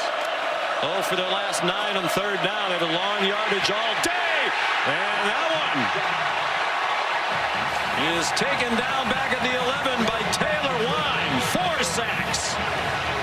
2 in the last 3 plays. Wine will get credit, but it's really Halton who slides inside that kind of blows up the pocket. He slides inside, forces Pribula out to his left, where Wine's able to clean it up. So Wesselman punts under 13 minutes to go. This is his 6th punt. And a good one high. And a fair catch made by Satania at the 43. 46-yard punt. Nowhere to go for Pribula. Oklahoma, an outstanding defensive performance again today. And Miami back to Norman. Sean, take it away. All right, gentlemen, thank you. It was an anxious crowd when the game began. Missouri took the opening kickoff, held the ball for more than 8 minutes, and kicked the field goal. They controlled much of the first half. But the game is turned. Missouri has done nothing on offense lately. John Mateer You got 10 in the first down. Hard not to like him when we talk about competitors. Yeah, he's not afraid of anything. And jet sweep, falls right underneath it with quarterback power. Has a nice block out in front, too, by Wee-Woo, who just sends the Missouri defender to the right-hand side.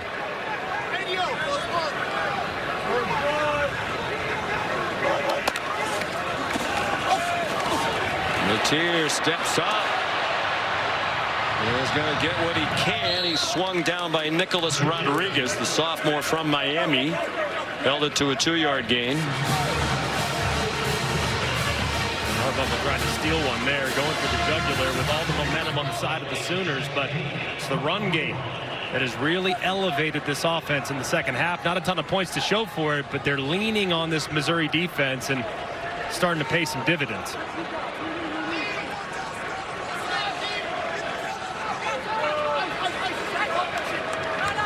Satania in motion. For his third 100-yard receiving game of the season. Matier's pass a little behind Deion Burks. Rodriguez there again with help from Dalen Carnell.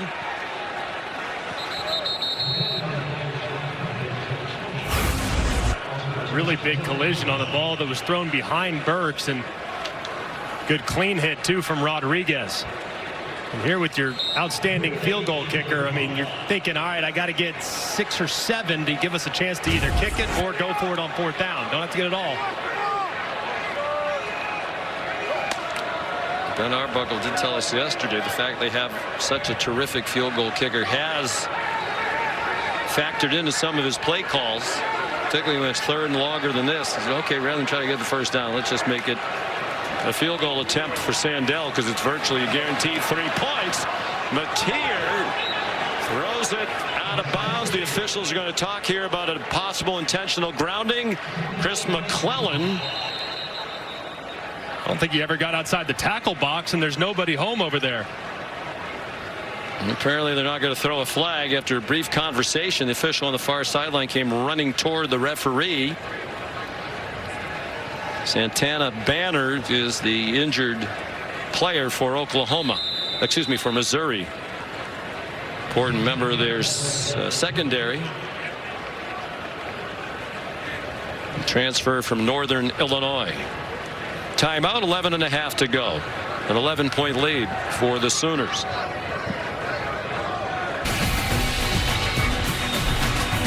Potentially significant miss a moment ago. As Matier was trying to throw the ball away, here's the tackle box.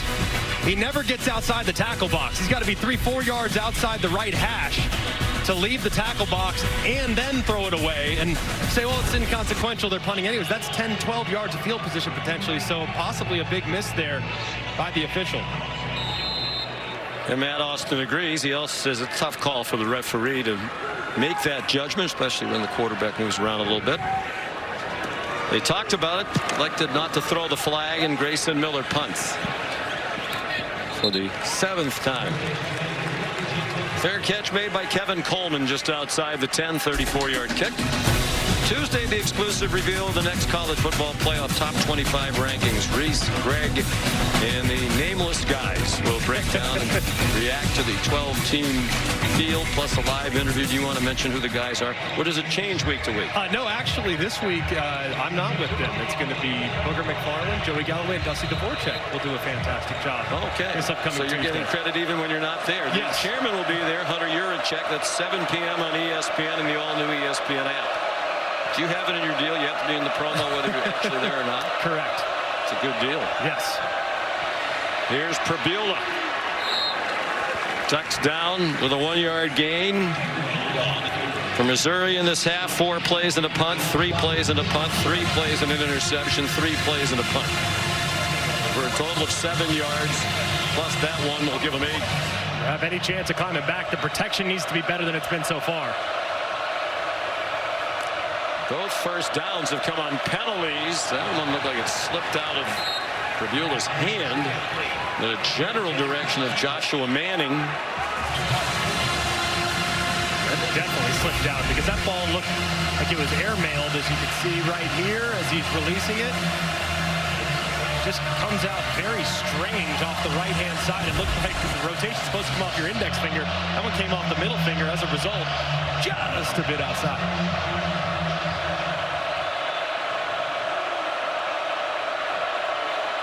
They converted their first 2 third downs. Those were both on the opening drive of the game. They're 0 for their last 10. Prebula had to get it off to Tavares Jones, and he's upended by Kendall Daniels. The transfer from Oklahoma State on both sides of Bedlam. You got to feel a little bit for Bo Prebula. He's getting talked to now by his quarterback coach on the far side. And look, he's battling right now against one of the best defenses in America. And this young man just returned to practice off a dislocated ankle less than a month ago. So great admiration for him, but you can tell, man, there's a little bit of rust with the passing attack. Well, they haven't been able to run the ball. That has set up their passing attack. 7th punt for Wesselman. I think they might be a little leg weary, but that was a good punt. 51 yards. Well, here's a look at the college football rankings that were unveiled this past Tuesday night, brought to us by Verbo. Ohio State still number 1, Indiana 2. A&M remained at 3 after the close call against South Carolina, and Georgia moved up to number 4 after Alabama's loss. Alabama dropped all the way down to 10 and in danger of not making it. They cannot afford to slip up against Auburn. Yeah, that very interesting rankings this past week. It was a surprise to me to see Alabama fall that far. I thought they'd be in front of Notre Dame. Notre Dame's been outstanding all season long, but Alabama, it felt like some recency after the loss last week to Oklahoma. Deion Burks yanked down for a loss. Alabama's 4 wins against ranked teams that were ranked at the top time of the meeting. Oklahoma also has 4, and that's tied for the National League. This would be Oklahoma's 5th win against the team that was ranked when they played them. Amazing. And I think 7 games against ranked teams is just remarkable. And the team you play next week, they were at one point ranked number 3 in the country. LSU. And like Missouri, they're talented enough to knock off the Sooners if they don't take care of business. Mateer over the middle for Burks, and broken up by Dalen Carnell, graduate student from Indianapolis, a 3-year starter. Just a little surprised that Ben Arbuckle right now is continuing to throw the football, because Mateer's thrown 7 picks this year. I mean, it's not like he's been perfect from a decision-making standpoint yet. It's a 2-score game. Your defense is pitching a shutout. Just surprised they're being aggressive by putting in the air when the run game's been okay for him at times in the second half.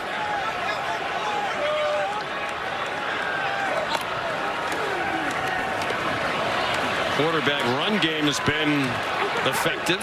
It's a lot to ask on 3rd and 13 for Mateer to get to the stick. He did not. Some of the fans booing the play calling. I guess that would be the question.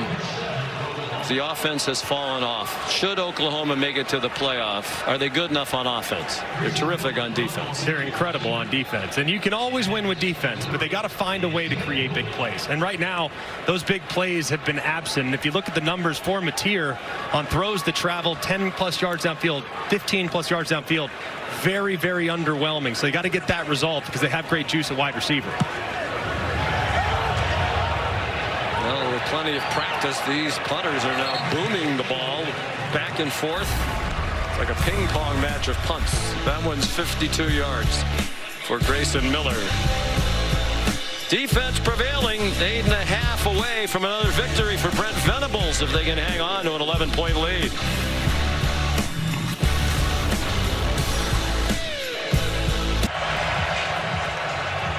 Well, we've been talking about it all day with their wins on the road against Tennessee and Alabama. Oklahoma put itself in position to win out and make the college football playoff.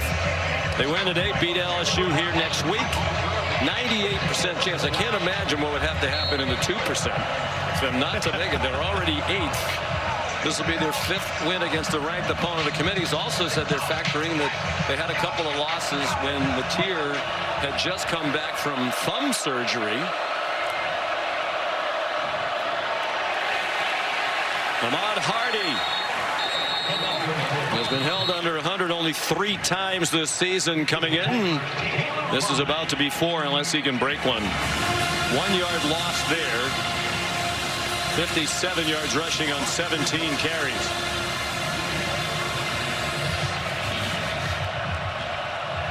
Missouri from its own 11-yard line.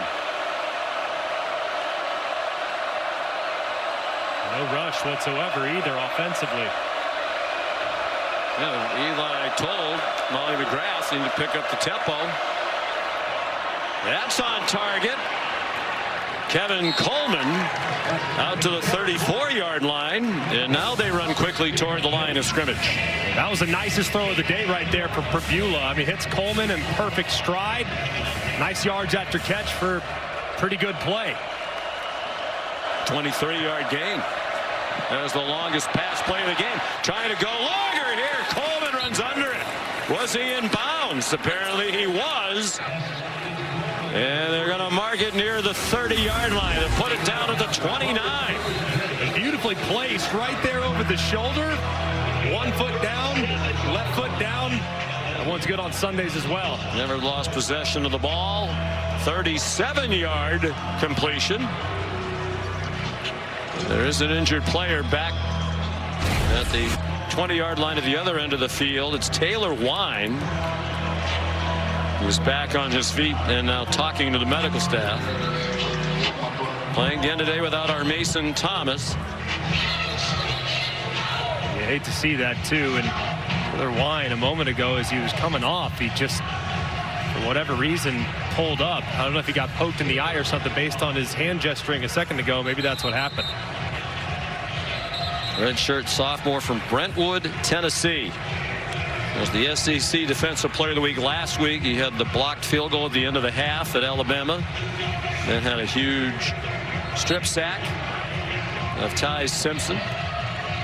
Our Mason Thomas out of action again today with a leg injury. Did not play at Alabama last week either. Still looks like he's walking with a bit of a limp. So Missouri's moved very quickly.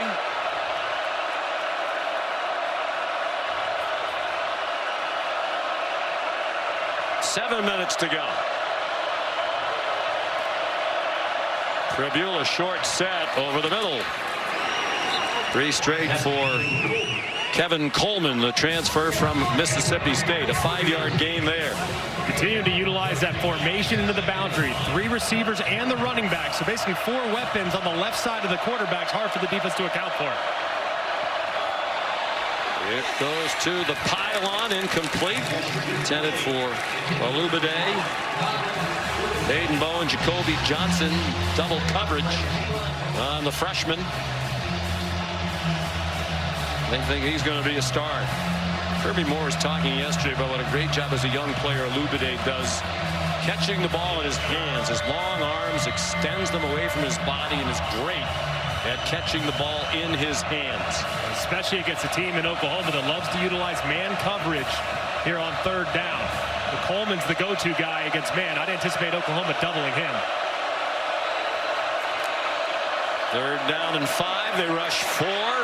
Prabula took the check down out wide for Roberts. So here's another 4th down. 3 times today they had 4th down and 3. Despite being one of the best 4th down teams in the country, they didn't go for any of them. Kicked the field goal, had a field goal blocked.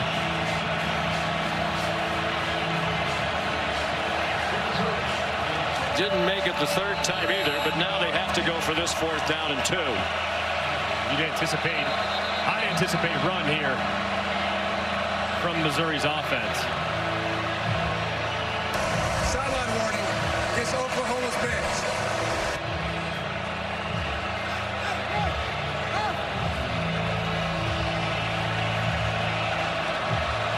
There are plenty of candidates for that sideline warning over there, but as we said, not a lot of room and a lot of animation.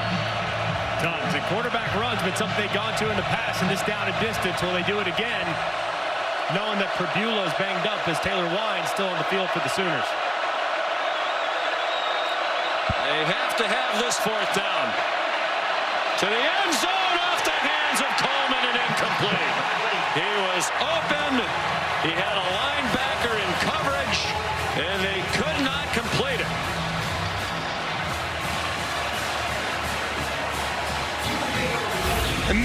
missed opportunity for the Sooners. Ball's thrown just ever so slightly upfield, and Coleman can't quite adjust over the top enough to reel it in.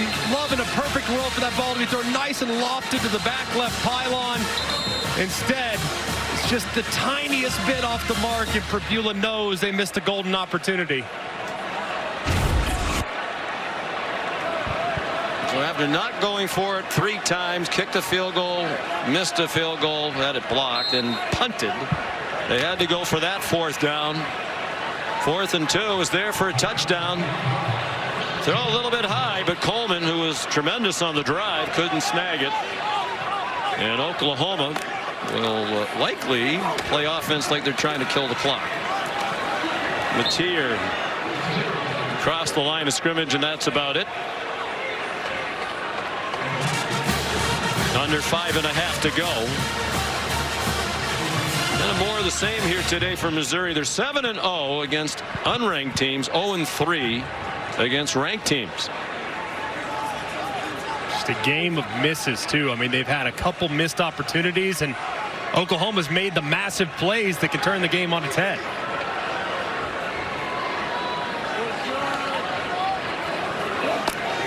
Here runs the play clock down to 7. Xavier Robinson tackled by Rodriguez, who's had a nice second half. Missouri started the year 5-0. All those games at home. They played the first 6 games of the year at home for the first time in school history. Lost a heartbreaker to Alabama by 3, 27-24. Then went to Auburn, won a close game in overtime. Traveled to Vanderbilt, lost by a touchdown, the game in which Prabula was hurt. They had a Hail Mary play at the end of the game that came up inches short but would have tied it, at least given them a chance to tie it with an extra point. 3rd down and 7. Mateer is going to try to dance for the first down, and he does, and much more.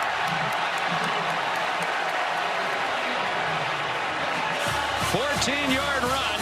That's been their best offense here in the second half. John Mateer either design runs or making something happen when his number wasn't called.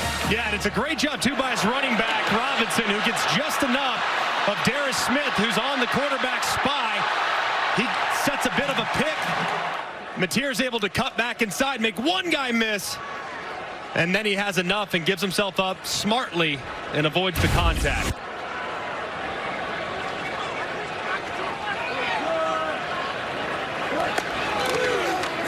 48 yards rushing. He's going to try to add to that total. Looked like he was trying to go down to stay in bounds. He did not. 8-yard gain. It doesn't matter. The clock runs again. 2-minute timeout will help Missouri. They have all 3 timeouts remaining. You wonder if they'll start using some here. Yeah, probably will here in just a moment. Here, considering it's 2nd and short, might wait till Oklahoma gets the first down, and then you start burning them. Missed opportunity for Coleman. Excellent receiver.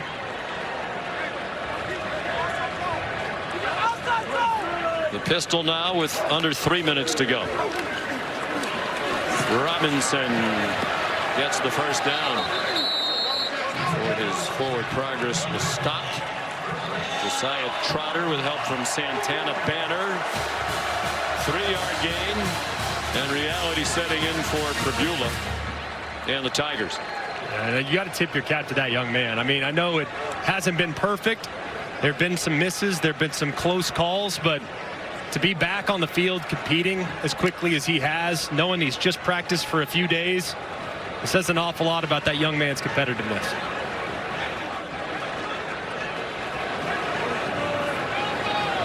This will take us to the 2-minute stoppage in all likelihood, although they snapped it with time left on the clock. And will take us to the 2-minute stoppage after a 3-yard pickup by Mateer. Banner another tackle. Missouri running out of time. Oklahoma trying to take another step toward the college football playoff. They're up 17-6.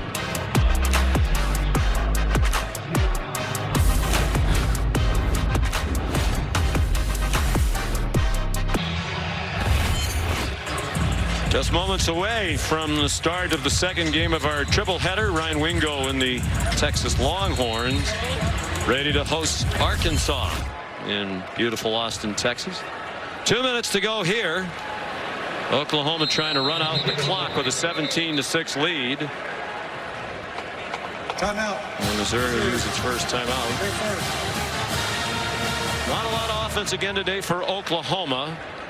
Just 273 total yards, 87 of those on the one big play, the touchdown pass Mateer to Isaiah Satania, and another blocked field goal. Second game in a row that Oklahoma's blocked a field goal. What a moment that was, too, knowing what since come from Oklahoma on both sides of the ball. I mean, that was the complete flip of the switch, because it was all Mizzou prior to that block by Bowen. And the defense did a great job on Ahmad Hardy. The nation's leading rusher came in averaging over 134 yards per game at 57 today. He had 43 yards on their opening drive. And just 11 yards on 14 yards rather, and 11 carries thereafter.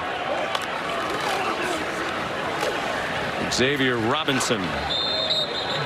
Mizzou used its second timeout, one remaining, 3-yard gain. Missouri. Not a great day for Hardy. I think he and Jeremiah Love of Notre Dame are the two leading candidates for the Doak Walker Award, voting this weekend to reduce the 10 semifinalists down to 3 finalists. I think both those guys are incredible. I mean, I've loved watching Hardy, and while today wouldn't necessarily showcase his greatness, I mean, there were so many examples throughout the season where he's just been ridiculous, especially yards after contact. That's usually the number I look at the most, because that's what the back's doing on his own. And my goodness, there are few better in the country than Ahmad Hardy, but Jeremiah Love, man, he's insanely special. So either one of those two guys would be a worthy recipient. Grayson Miller to punt. With the sun coming out. Trying to put the exclamation point on what is likely a Sooner win. This is his 9th punt, tying a career high. Fair catch made by Coleman. I think Brent Venables, I mean, you always celebrate a win, but I think it's more the same angst for he and Sooner Nation as well. I mean, the offense is going to have fewer than 300 yards again today. It's a very good Missouri defense. Give them their due. They've been one of the best defenses in the country all year. Very stingy group, but at some point they're going to have to be able to manufacture more on the offensive side. If the goal is a national championship or advancing deep in the playoffs, you've got to be able to score 30 if the opportunity is there, and that's against great defense that you'll see in the postseason. Tribula takes the check down to Norfleet, and it's broken up. Incomplete pass. Hard hit by Kip Lewis, who's a hard hitter. You know, we've done a lot of Oklahoma games now this year. There's a lot of focus on John Mateer. His throwing, is his thumb better? Is he velocity on the ball? They're not putting up the same kind of numbers they put up at the beginning of the year before he got hurt. But as we do all these games, when do you see receivers running open? Every now and then Satania does, or he has run after the catch, but nobody else. It's not like, wow, they have guys running free all over the place and they're just not hitting the passes.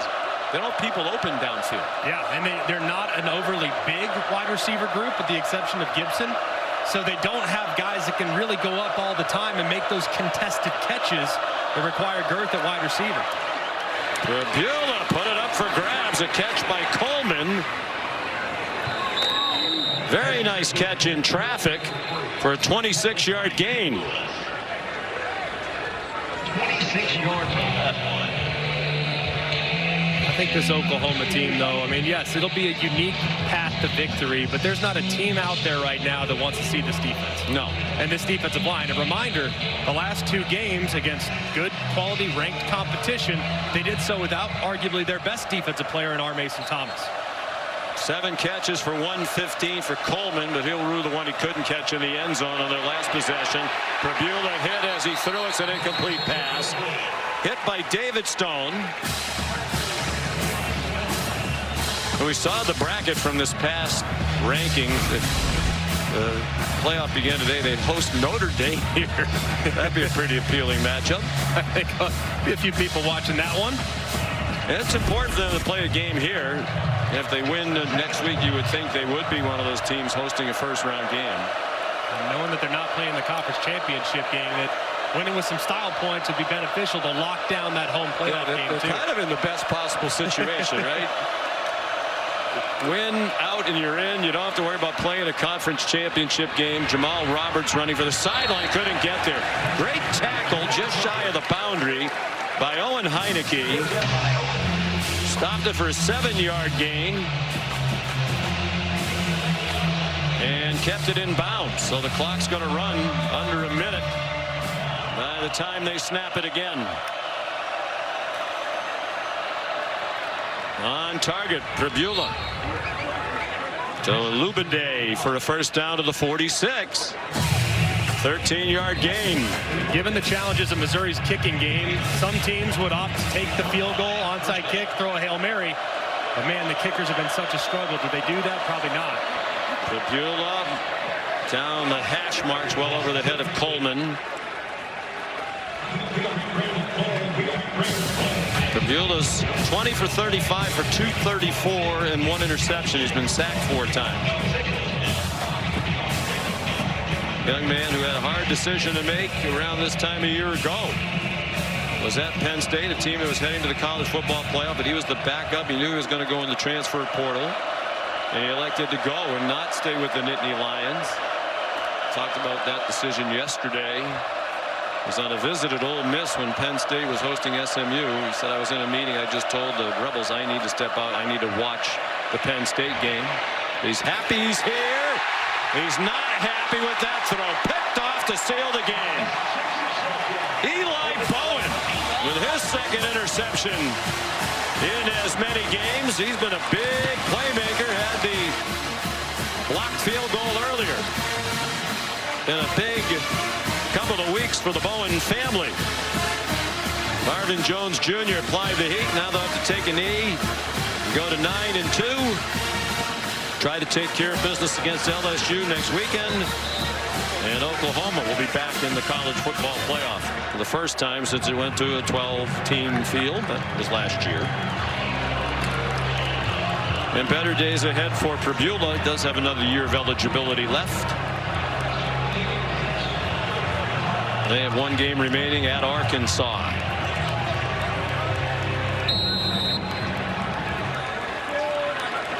Tier will take a knee. 5 wins against ranked opponents.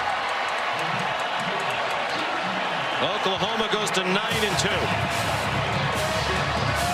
5-2 in conference. They're not alive for the conference title.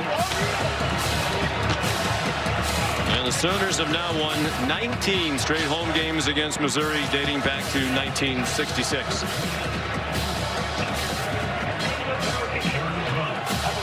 And Coleman ponders that drop pass that would have made it interesting over the final couple of minutes.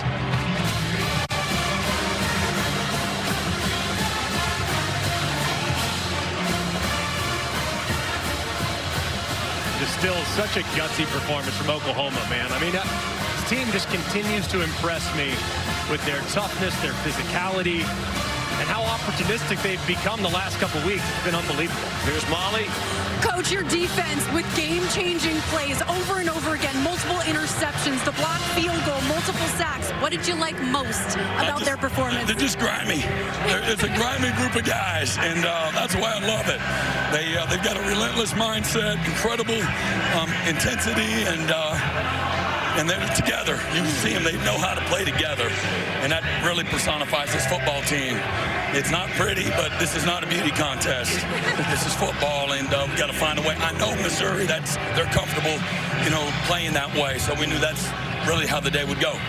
One more regular season game to go. How does this group just continue to stay alive in the playoff race? Yeah, they're hungry, not satisfied. They know that we haven't done anything. We're 9-2 now, and that's still, again, this is Oklahoma. You go around this stadium, this building, and the championships that are represented here, 27 seasons of 11-plus wins. So incredibly high standards and expectations, and our guys want some of that. They want to be one of the people at the table. Congrats on the win, Coach. Appreciate it. Thank you. Sean. All right, Molly, thank you. Oklahoma winner. Final score, 17-6 over Missouri.